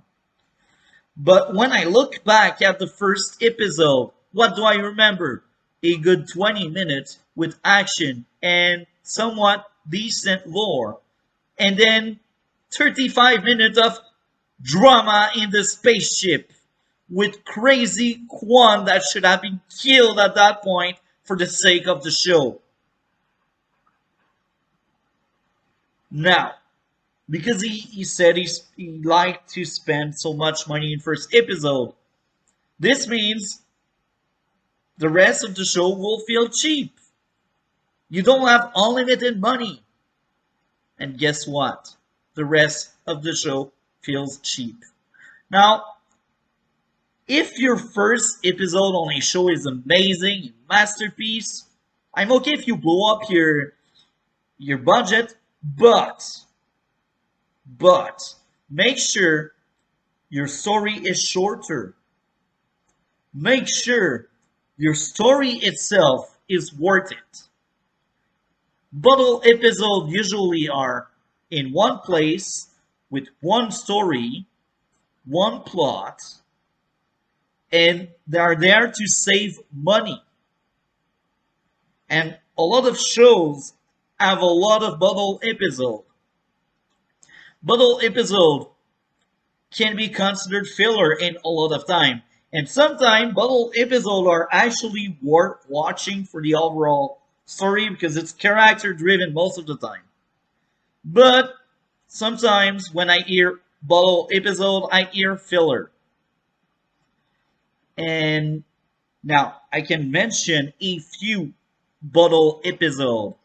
Episode 2, Episode 4. Outside of the Kwan storyline, but even the Kwan storyline was in dark places. So in Episode 4, the Master Chief things was around the house searching for something. So Episode 2, 4 are bottle episodes. Episode 6 is the biggest example of bottle episode. So you see, there's 3 bottle episodes in a 9-episode season. I think it's wrong. And let's be honest, Episode 3 was pretty bad. Episode 5 had 30 minutes that were just bad, and then 10 minutes of action. So is Episode 5 great? No. 10 out of 40 is not a good number for me. Episode 7 was hot garbage. Everyone hated the episode. Speaking about Episode 7, Stephen Kane wrote Episode 7, and he is the only one credited there. So I will go with 2 theories.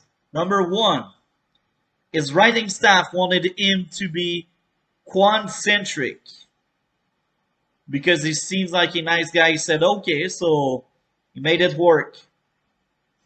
Idea number 2, he's the one that created the Kwan character. He's the one that's like, we want Kwan. People will relate to Kwan. And I don't know what age the guy is, but I can assume based on his look, he is around his 50s. The way he speaks as well. So it's an old person, and I will be honest here. A lot of old person, they don't know how to write younger character. Kwan is trash. Now, can the writer room be filled with people that don't know how to write a character? Yes, it's possible. But the sole fact that Kwan was a focus on that episode is telling me either he wanted a Kwan storyline or his team wanted the Kwan storyline. In both cases, because his name is there, it's telling me he was on board with the product. Most of the ideas are from him. That episode was trash. Now, I haven't seen episode 9 so far. I only seen 8 episodes. And we can also argue episode 8 at some extent is another bottle episode. Yeah, most of it is in the ship. I don't know about episode 9, but regardless, this show is awful. I am 3 minutes in, episode number 9. It's atrocious. I don't like anything. 3 minutes in. So basically, Master Chief has blood all over his face because he doesn't know how to wear his helmet in the show. We have off-screen destruction. So maybe it's linked to Mickey taking the artifact in episode 8. I just don't know. I feel like they ended episode 8 and then time skip to another scene, another moment. What is this editing? It's terrible. And then 3 minutes in, already 2 issues. The third one, Mr. Soldier tells Mickey, "Oh, your ship is there. Go at that place." Is he retarded or something? Doesn't he realize, even if he tells her the intel she wants, maybe she will kill him regardless. This is beyond stupid. It's the season finale, and I am frustrated after watching 3 minutes. I will get back to you later on, but this 3 minute I just experienced were painful to watch. Another issue. Now, maybe I'm wrong. I will not rewatch episode 8 to make sure if I'm right or wrong, because I don't care enough for this shit show. But I think, if I recall correctly, Ozzy wanted Chief alive. Bring him to me. Technically speaking, she wanted him alive to activate the artifact. But then, in this scene, in episode 9, as I said, I may be wrong, but in episode 9, the Spartan, the black guy that I like, Ozzy told me to bring you dead or alive. So maybe I'm wrong. I won't bother rewatching episode 8 because it's a shit show that doesn't have the word for a second watch. Correct me if I'm wrong in the comments, but I'm pretty sure Ozzy wanted Chief alive. Why? What's the use of getting Chief killed? I don't understand. So even if she said kill him if necessary, if they don't have a choice, even if she told them to kill Chief, what's the point of it? What's the point of killing one of your weapons? Now, of course, you don't have any control over it, but it makes no sense. Nothing about this show makes sense. The black guy I like said it's a lie, and he say it with that angry voice. He scream it like someone that has emotion.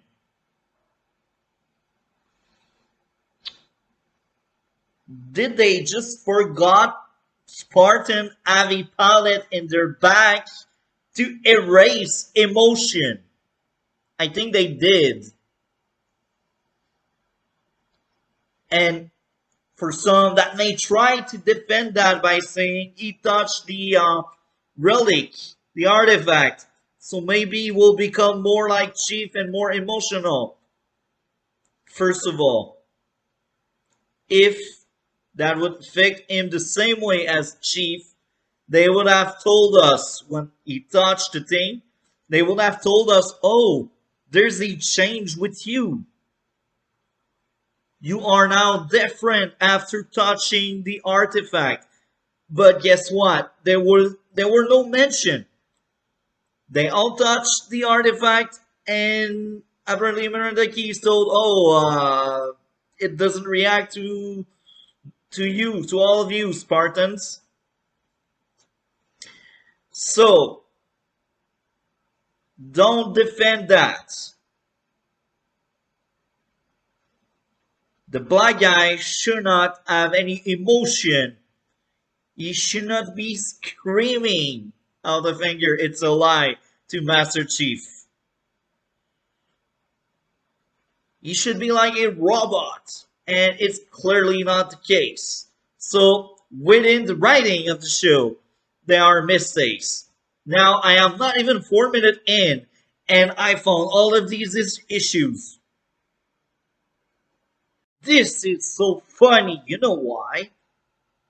I didn't realize how stupid it was for Spartan to kill each other while Mickey is running away with the artifact. Because I'm kind of stupid as well, not as much as the people making the show, but I'm being honest here. And I realized that the moment they told us we lose the artifact, we lose the war. Master Chief acknowledged that. He said it out loud. Everyone can hear it. So tell me, why people there at that moment, they are wasting their time screaming and crying at each other? I'm gonna break my mind. This makes no sense. Instead of killing each other, you should try to find McKee. She clearly has the artifact with her. It's just disgusting. I'm gonna throw up. I'm watching a shit show that disrespect the Halo lore. They do it in purpose. They don't care about Halo. This is just another IP they wanted to reduce to nothing, to dust, to. And I see people defending this crap. I'm speechless. Another issue. We are 5 minutes in. Ozzy should be smart, right? She knows UNSC will arrest her. She is a criminal. She is the villain, apparently, in the show. But guess what? She wants to stay to know more and learn more. Now, I can understand its own character at some extent. She's willing to do whatever it takes to solve humanity mistakes, or I don't know, mystery. She wants to improve. She's all about science, and science is her only objective in life. But that also makes her so stupid. She's staying there to see what will happen with the relic. You have two ideas that should work together, science and being smart, but they clash into each other. Because now she is dumb enough to stay because of her goal. I am about to tap out, but you know what? I want to laugh more and scream more, and I have a lot of focus, violence in my voice to place on. I'm so frustrated toward people making this show, what they did. And said people, they are involved with 343. It's the worst in everything. And Microsoft let them do that kind of character assassination even within their own stupid timeline.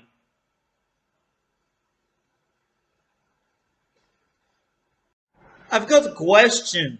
Maybe it's just me and I can't remember some episode, some scene, because this show is so terrible. I want to wipe out my memory after that. But my question is how a Covenant ship was placed inside a UNSC base. How? When? Why? Oh yeah, it's like a car. We just borrowed them a car. I'm really bothered by that. Because it's like plot convenience to let McKee run away.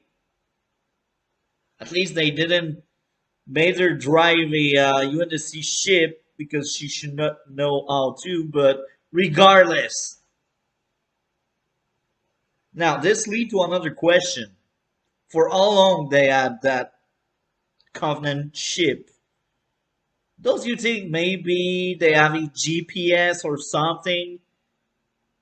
Don't you think the Covenant could know where their own ship are if human can? Well, maybe not in this show. Maybe human are stupid enough to not place any GPS in their own ships. Because human are depicted as trash, villain, and that really bothers me so much. I can't recall. Anyway, maybe I'm too harsh because I just hate this show so much. Maybe I'm too harsh. Maybe I'm just being honest to that crap they try to serve us and tell us, you will like it, you will like it. 8 minutes in, child, remove her helmet just to show us she can emote. Impressive, right? A good character can emote and show you through body language is emotion without showing the face. But these writers are too lazy and they need to show you the face. They need to make you angry and scream. Now, I'm fine with the acting. My issue is you take off your helmet and hear me out. I'm 8 minutes in and I can predict this will lead to her downfall. Bang! Bullet in the head from creepy scientist. Or Ozzy or whatever. Maybe I'm wrong, maybe I don't predict well, but if I predict it, I will let you know. I told you so. She didn't got shot. She got smashed in the back of her head by a hammer. What is this show? Why? If she had her helmet, do you really think that hammer would have done anything? But no. People in the show, they want to show their face instead of the helmet. Now, I don't know if I should laugh, cry, or scream. I really don't know. And creepy scientist died.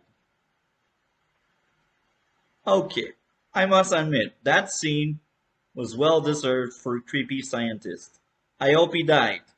Now, I don't hate the character in itself, but if you take the hit he just took, you should die, first of all. And second, that tell us, the viewer, people can actually die in this show. Hell yeah, right? Because I'm like, oh, maybe they all have some kind of plot armor because it's a soap opera drama and not an action series. Yeah, he died. So they actually have the balls to kill people. Now, if he comes back to life later on, or if he's just knocked out, both things will frustrate me on so many levels. We will see. 10-minute mark. Did Cal die? If they had the balls to kill her off, I will be happy and sad at the same time. Because I do care about Blondie. Blondie is a cool character. I think it's Cal, her name. But she is a cool character. At the end, I started to be on board with her. Did she just die? Now, if she died, it's a plus for the show. I will be happy about that. because that tells us there's no plot armor on character. But if she survives a spaceship crash that go boom, I call BS. That should not happen, even if you are a Spartan with the helmet. It's a ship crash. If she survives this means the guns that take away the armor, the shields, are weaker than an explosion, which doesn't feel right. When it goes boom, if guns damage your shield, when it goes boom, you should die. Whatever the silver timeline you are making. Now, this may be a positive at the end if she dies, but this may be negative at the end. Negative I call plot armor. We will see if plot armor is a thing. She survived! Plot armor! I'm gonna break my screen. The people making this show, they don't make sense. Bullets are actually stronger than explosion. A full spaceship crashing is weaker than plasma bullet and rifle in this shit show.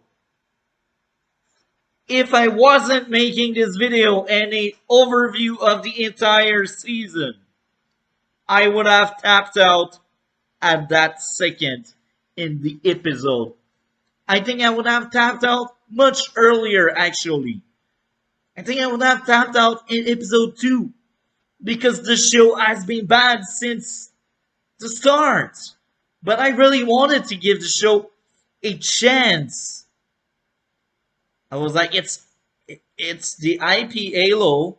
It's not Halo. I knew it from episode 1. From the get-go, I've seen through what they were doing. But I was like, oh, it's the IP Halo. Maybe they will do something interesting with it. But no! These writers make everything they can to make a terrible show. Now, something just came out in my mind. Halsey. I don't recall seeing her leaving the ship. Does this mean they killed her off already in season 1?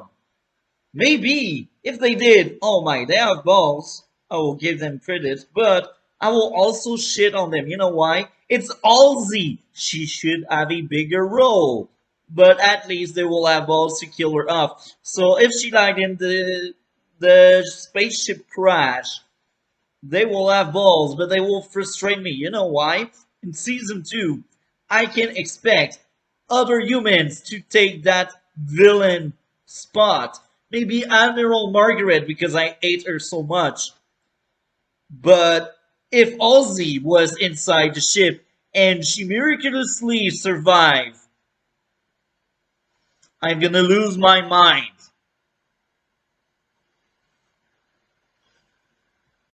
Chief just had that dumb line. She was honest with me. Are you?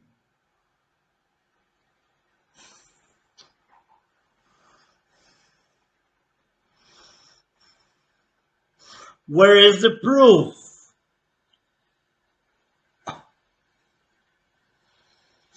Master Chief is dumb. He's written this way. And he's our main character. I think. I say I think because an entire episode he wasn't around and we had Kwan. But, hear me out. Admiral Margaret, as much as I hate her, she makes more sense than Chief defending her. And not only that, you have seen the footage of her touching the artifact, leaving with the artifact. Nobody will acknowledge she also murdered someone with a gun in the inside the base as she was escaping. No, no. We need to feel sorry for Biki, for the villain, because in modern movie and shows, female are not fully villain. They are always these characters you could relate to and defend. Maki is beyond that. She is full on a villain at that point. She should not have any redemption. She should die like any other villain in a proper show. But they will find their way and they will defend her the best they can. Say it's her the victim while she also kills people.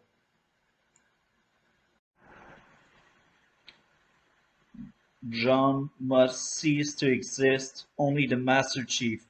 This is funny! In the games, there are not two entities, there are one. Master Chief, as a character in the games, is one being. He is a being that is able to be collected, in control of what he is doing and thinking and saying. In this show, he obviously can't. He streams all the time. So when I hear that kind of line, I feel like it's a jab to the game. It's like, it's our Master Chief. It's not the Master Chief from your game. Our Master Chief is better because we are the one making it. These people making this show are evil. They are bad people. They take an IP, they tear it apart until we cannot recognize the IP anymore. The next insult would be saying, oh yeah, it's no more a silver timeline. Actually, it's the real timeline now. It will be linked to the game. And guess what? In Season 2, after they see the failure Season 1 was, they will probably try to sell the show as the new Golden, a show that will link to the games. I'm not surprised if they do that. I'm not surprised if they don't hear any of the criticism or the people saying how bad the show is. They will keep doing this trash. But at least our voice is out there. Chief drive the spaceship without his helmet on. He will wait until they hit the battlefield to put in place the helmet? Great, what if some Covenant ship arrive and shoot down his ship? You will look really smart, right? But hey, you got the blood armor like everyone else in this show. Except creepy scientist that apparently truly died. I hope he truly died. If he haven't, then my statement of saying everybody will be truly everybody. This is the season finale. And we waste more time inside UNSC instead of saying action. We have no action the entire show. It's not foreseen with a 9 episode that will make it an action show. No, this is a soap opera in space. This is touchy-feeling, crying babies. And this is coming from someone that is currently watching The Flash 8th season. And that show has been terrible for many years. But yet, I still find things within the show I like. In the Halo show, I cannot find any. I can't. Quick question. Why the Covenant base look like another base in the desert? Do you think because it's the desert, it looks cool and it's nice? No, it looks cheap and it looks like you just use another set and change a bit of the aesthetic and the lighting so we don't notice it's another desert. It's lazy. That sci-fi is terrible. Another breaking point. She delivered the key, delivered the artifact to the Covenant, and she asked them, "Will I have a place with you for the great journey?"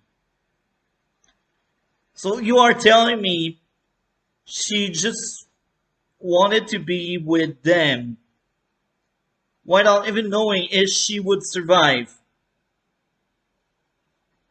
First issue. Second issue. The Covenant said yes. This will all go back to how these Covenant are not Covenant. My Covenant from games, at least. Novel, I don't know. I will read these novels. But my Covenant, they hate so much the human race. They want to wipe them out.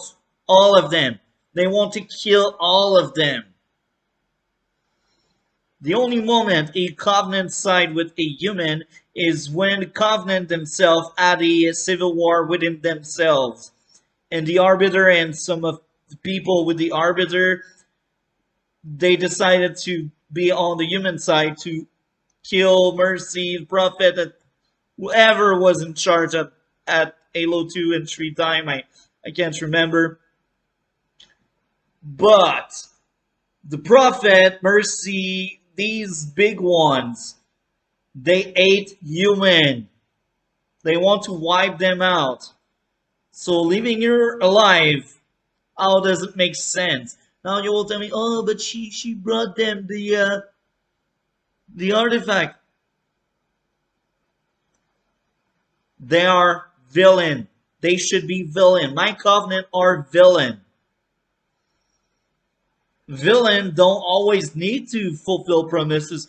Villains, sometimes they can be straight up villainous and say, you know what, even if you help me out, I will backstab you, I will kill you. This is the villain. Even if she did something good for them, a true villain don't always acknowledge work and effort. A true villain, sometimes he will kill people that help them out. But not these Covenant. So far, these Covenant, they are not really villain, actually. They look like the good guys, and I feel like the human are the trash. They are the pile of shit in this show. And the Covenant, they are the good guys. That's the feeling I am getting from this atrocious show. And it's wrong to do that in the Halo show. It's wrong. Now, I have a lot of hate toward this show, but I will be honest here. There's a positive. Cortana told the truth to Chief about her taking over his body under Halsey orders. So, this scene, I'm fine with it. You know why? We won't have that stupid drama, this fake drama about lies. She came clean with that to Master Chief. And I praise the show for doing this specific thing. I like when shows don't make people lie to each other all the time. This doesn't reflect reality. Yes, in some cases, some stories have lies within them.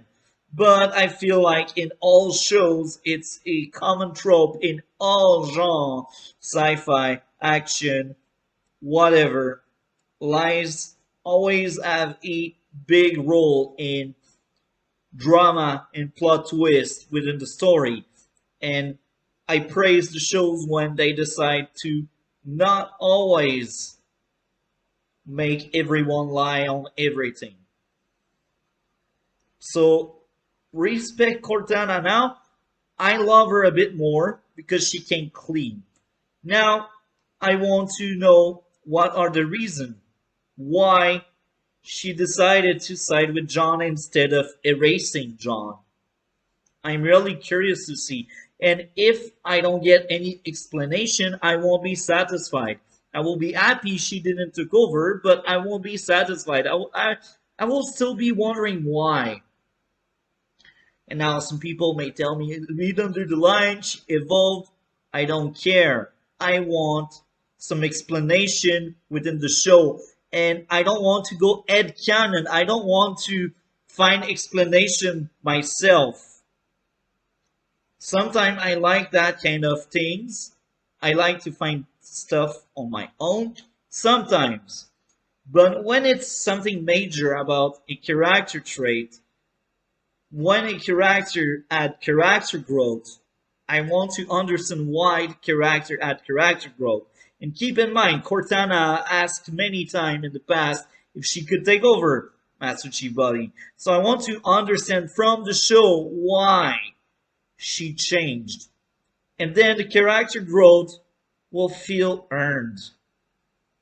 If I need to explain myself what the writer should explain to me on her character growth, the writer did something lazy or wrong, or both. Now, as I said, sometimes I like to find headcanon response to unanswered questions. But when it's about the character itself and its growth, I want something meaningful. I want the writer to tell me. I don't want to make my own theory. I don't. Okay, they answered the question on why she evolved, and they said it here in this scene after my question I was asking. And it's fine, I like it. But here again, yeah, I'm actually satisfied with her character growth. That's fine.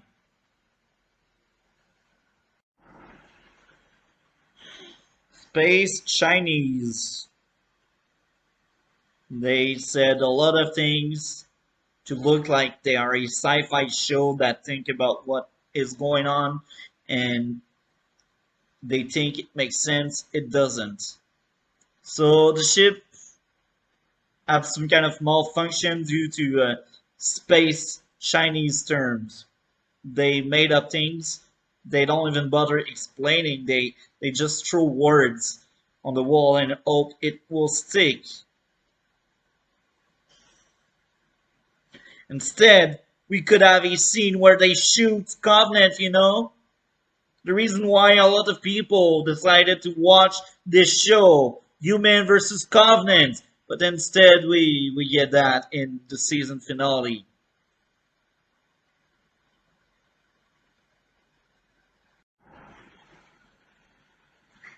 Chief cannot hear Cortana anymore. This show broke me again. These people are so stupid. I can't believe it. No. No. It's wrong. First of all, she is in Master Chief Ed. He should always be hearing her. But no. No. Oh my. He cannot hear Cortana anymore. Which is weird, because Cortana should be in his head at all time. You know, like a split personality or something like that. But apparently no, when you see her on screen, she is somewhere in the room. And yet, there's no explanation on why and how. They just say, oh yeah, we need to manufacture drama, we need to manufacture tension. We all know they won't kill them. Don't tell me they will kill them. If they kill them, just kill the human race already so we can skip season 2 and try to pretend this show never existed. This is hands down the worst episode in the season and one of the worst episodes in any show I've ever seen. And I've seen a lot of cringe stuff. Musical episode in The Flash. This is unwatchable, but I'd rather pick the musical episode over this shit. Please, I don't lose my mind every minute, and at least if I review it, maybe it won't take an hour just for one episode. We get a Miranda Keys and Ozzy scene. I don't care! I don't like Miranda. I actually like her more than what she was in episode 1 and 2. She has improved, I guess, but I still don't care. I want to see action. I don't want to see drama. This is the season finale, and yet I feel like it's worse than any other episode of the show. It's not normal. Usually, when you make a show, your last episode should tell your viewer, hey, stick around for season 2, for the next season, season 3, season 4. We need to make it good. If you throw a shit episode as your final episode of the season, do you really expect people to stick around and say, oh yeah, I want to see more? Now, some people may enjoy this episode, but what if there was more action? Maybe people would enjoy it more, and some exception would say, oh, I didn't like it, there was too much action. I guess some people involved or interested into watching this show, some people do like drama and soap opera, but since it's Halo, since the IP is Halo, I can tell you, most of your audience want action. This is a first-person shooter game adaptation in live action. So most of your audience you wanted to charm, to seduce, are people into action stuff. So why are you making an episode that appeals only to a small portion of the fan base of the show? Because I can tell you this, people that enjoy personal drama, political drama, soap opera, these have their own taste. You can like whatever you want, but there's less of you than people like me into action stuff.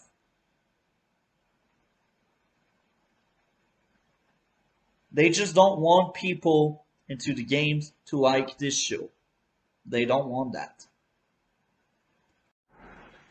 They tried to tell me she's too dangerous to be in jail. Are you kidding me? She's not a Spartan.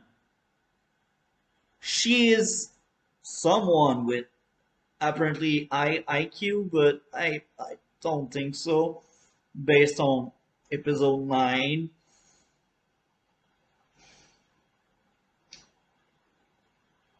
They don't want to exile her, which makes sense. And I don't know how exile would be an option, but I guess this is an option. Explain me more in depth why Halsey cannot go in jail. I'm really curious to see. Does she have superpowers that would allow her to break out and escape? No. Send her in jail. This is simple, but UNSC villain. Now I'm at the 25-minute mark, so I don't know what will happen with Halsey. Maybe they will actually kill her. This is what they hint at. UNSC villain. Put her in a cell. It's not that hard. Walls, bars. So now they actually admit once the journey is over, all humans will be wiped out and killed, including McKee. So, I'm fine with it. End the show already. Make the villain win. I don't want a season 2. You know why I don't want it? Because I know if there's a second season, I will probably torture myself with season 2 and watch it just like season 1 for clicks, and further than that, I will just watch it to laugh at it and cry about it. But if you end it, I will be happy because season 1 is clearly done by incompetent writers that don't know what the F they are doing. Another issue, they jumped from the sky, their ship, and they landed on a planet. without dying. So tell me, after he shifted and killed them, after he fall from I don't know how many kilometers, miles if you prefer, after they survived both an explosion and jumping from the sky, tell me what can kill them? Should I feel like there's tension when they shoot with pistol and rifle since they can survive that amount of damage fall because apparently it doesn't exist? Now, in 803 and 2 and 1, there's no damage fall, so maybe that's why in the show they decided that doesn't exist. But in Halo Reach, they gave us fall damage fall, or whatever. When you fall from too high, you can die, which makes sense. As much as people disliked Halo Reach, I think it did brought some more realistic aspect to a sci-fi game, and I don't hate realistic in my sci-fi. What can kill a Spartan in the TV show? The impact itself should be really violent and put your shield down and kill you. But not in this show. In this show, they are plot armor, and I'm not surprised if at the end of this episode, nobody dies. Except Halsey, because apparently they will kill her off. Okay. I actually respect this plot twist. A clone replaced Halsey. I actually respect that because we had clones earlier in the show. We have seen clones earlier in the show. So I actually respect the plot twist. The Halsey they captured was a clone. I'm surprised they didn't forgot that plot in the show because they forgot so much things from episode to episode. The fight was going well until plot armor happened again. Chief Shield went down. He took 2 hits from the brute. He is still breathing right now. Maybe they will kill him off to insult the game even more. I'm just shocked. If they do that, I won't praise Chief death. You know why? To only show us the hatred these people have toward the IP. Killing Master Chief. Are you kidding me? Kill everyone else. Do not touch my Master Chief. No. So many cut in my fight scene to ruin it. I was about to defend this episode for the action scene because the action scene is actually cool. I like it. But plot armor. But Mickey and Chief doing in I don't know what, speaking, chatting on the Halo. This is your Halo show? This is what you think Halo should be?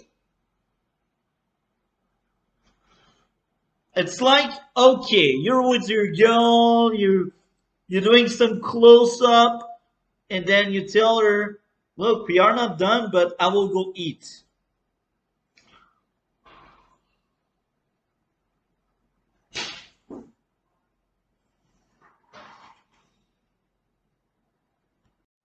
Cal actually killed McKee. I don't know if I should clap, cry, be angry because it's kind of off screen. We have seen her dying on the Halo, but we haven't seen Cal shooting at Mackie. I'm fine with Mackie dead. I'm actually happy she goes against Halo lore. She should not be part of the show. She was part of the reason why episode 8 was so terrible. And I don't care if she died. She deserves it. After everything she did, after everything she done, whatever, I don't know the right word. She is a villain, and she died, and she deserves it. This show. Okay, I tap out. They really go this way. They really want to erase John, Master Chief. Even if it's the only way. Writer, you are in charge. You are making this show. And now you are telling me this is the only way you can make the story go further. I hope this won't be permanent. I hope this is only a power-up he will get for a short period of time. If this sticks, if Master Chief is no more, why did I get invested so much in this crap? I don't want to see the Cortana show. I want to see Master Cheeks. That should be his name. I want to see Master Cheeks doing Master Cheeks stuff. Apparently, they probably won't go this way. This show is terrible. Epic shooting. Cortana took over. But I have another issue. They never played the game, so it's obvious this is the why, but he kills people with plasma pistol. If you have played the game, you will know how stupid this is. Now I will explain if you don't know. Plasma weapons are designed to shut down shields, to shut down Banshee, to shut down Scorpion, to shut down vehicle in general. I don't recall or remember any of the original 3 Halo letting the plasma pistol kill people or a creature or whatever. It's not a weapon that will kill. Now I know it's not the first time this show does this, but I say it here because it's clear for me why. They don't want this to be Halo. They want this to be Star Wars or any other sci-fi crap they watch and like. Now, I've got a question. We currently see Ozzy writing a journal, but I've got a question. Who was piloting the ship that rescued Silver Team? Can someone tell me the answer? Don't go headcanon. Cortana didn't mention taking control of any ship. We haven't seen any pilot. So tell me how this ship came at the right moment. And if Cortana was really able to control the ship from where she was, why didn't she ask for the ship to come earlier when there was apparently no other option, as they said? But of course they wanted the plot to happen, so they create plot hole here and there.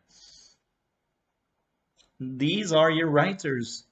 So Paramount Plus, if you care about having new subscriber, think about like having some competent writers making your shows. Just think about that. Chief, is it you? I actually like this line. No response. So, I don't know which of the two things is the reason why there was no answer. Do the writer want a more accurate Master Chief, so they silence him as much as they can, which would be a great reason to? Or is it saying it's Cortana in charge? And now I think Cortana is in charge, but I really hope Master Chief remains Cortana next season. I mean, all these scenes where there was no voice, even if it's not my Master Chief, I felt like it was a better Master Chief. And I've got nothing against the actor. All relies in the writers end. The writers, they don't know how to write dialogue, speeches, character. The character are trash. The dialogue are trash. So if you take trash dialogue away, you give a different vibe. I'm happy with that. I want my Master Chief back, but I want my Master Chief to not speak like right now. So I'm really divided about Cortana being in charge and controlling the body. I like the idea that he won't speak that much, based on the few scenes we got Cortana Chief. But that still bothers me, because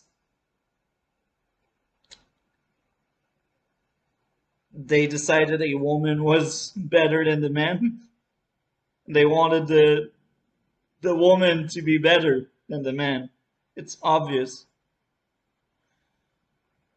Now, after watching the episode, I will be honest. This is not Halo music, but I need to be honest. The music was actually somewhat good in this show.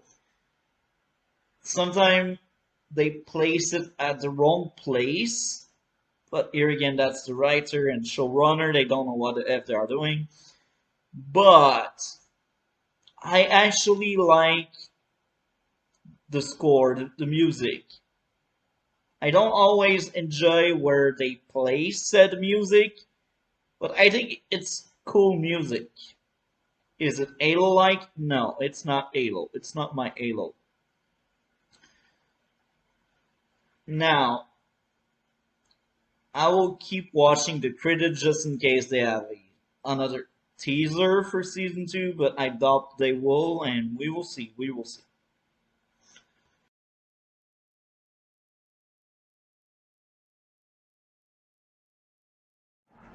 Closing thought on everything wrong about Halo.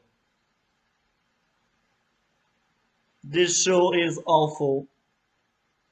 I don't expect season 2 to be any better. I actually wish the show will be cancelled. As I said, if there's a second season, I will hate watch this crap. And usually on my channel, I do not hate watch, but Halo is an IP I love. It was part of me being a teenager that spent so many hours shooting people in Halo 3 and Halo Reach. I made so many virtual friends with this game. This may be a reason why I'm so frustrated when I see people that want to tear apart that IP. And the way they do it is so dirty. 343, you do not like Halo. 343, you want to destroy Halo. Microsoft, you're not better than 343 because you approved this crap. And you thought this crap would sell more game. After the flop that Infinite was, I consider it a flop even if maybe money speaking they're making money. I still consider this to be a flop. It's the first Halo game I don't want to play. And it's sad. It's sad what Halo became over the years.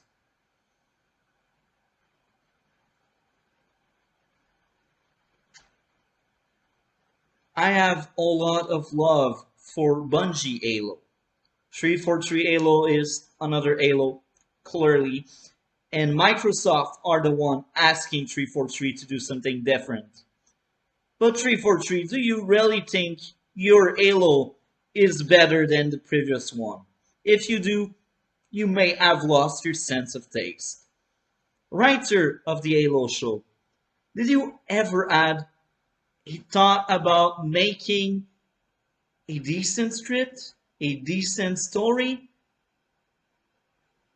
Do you really believe this was a good show, writer?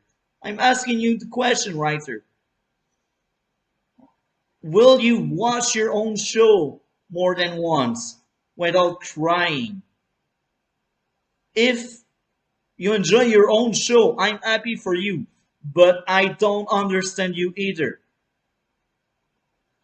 There's nothing to love about this show. Even the action. Last episode had action, but they cut so much of the action.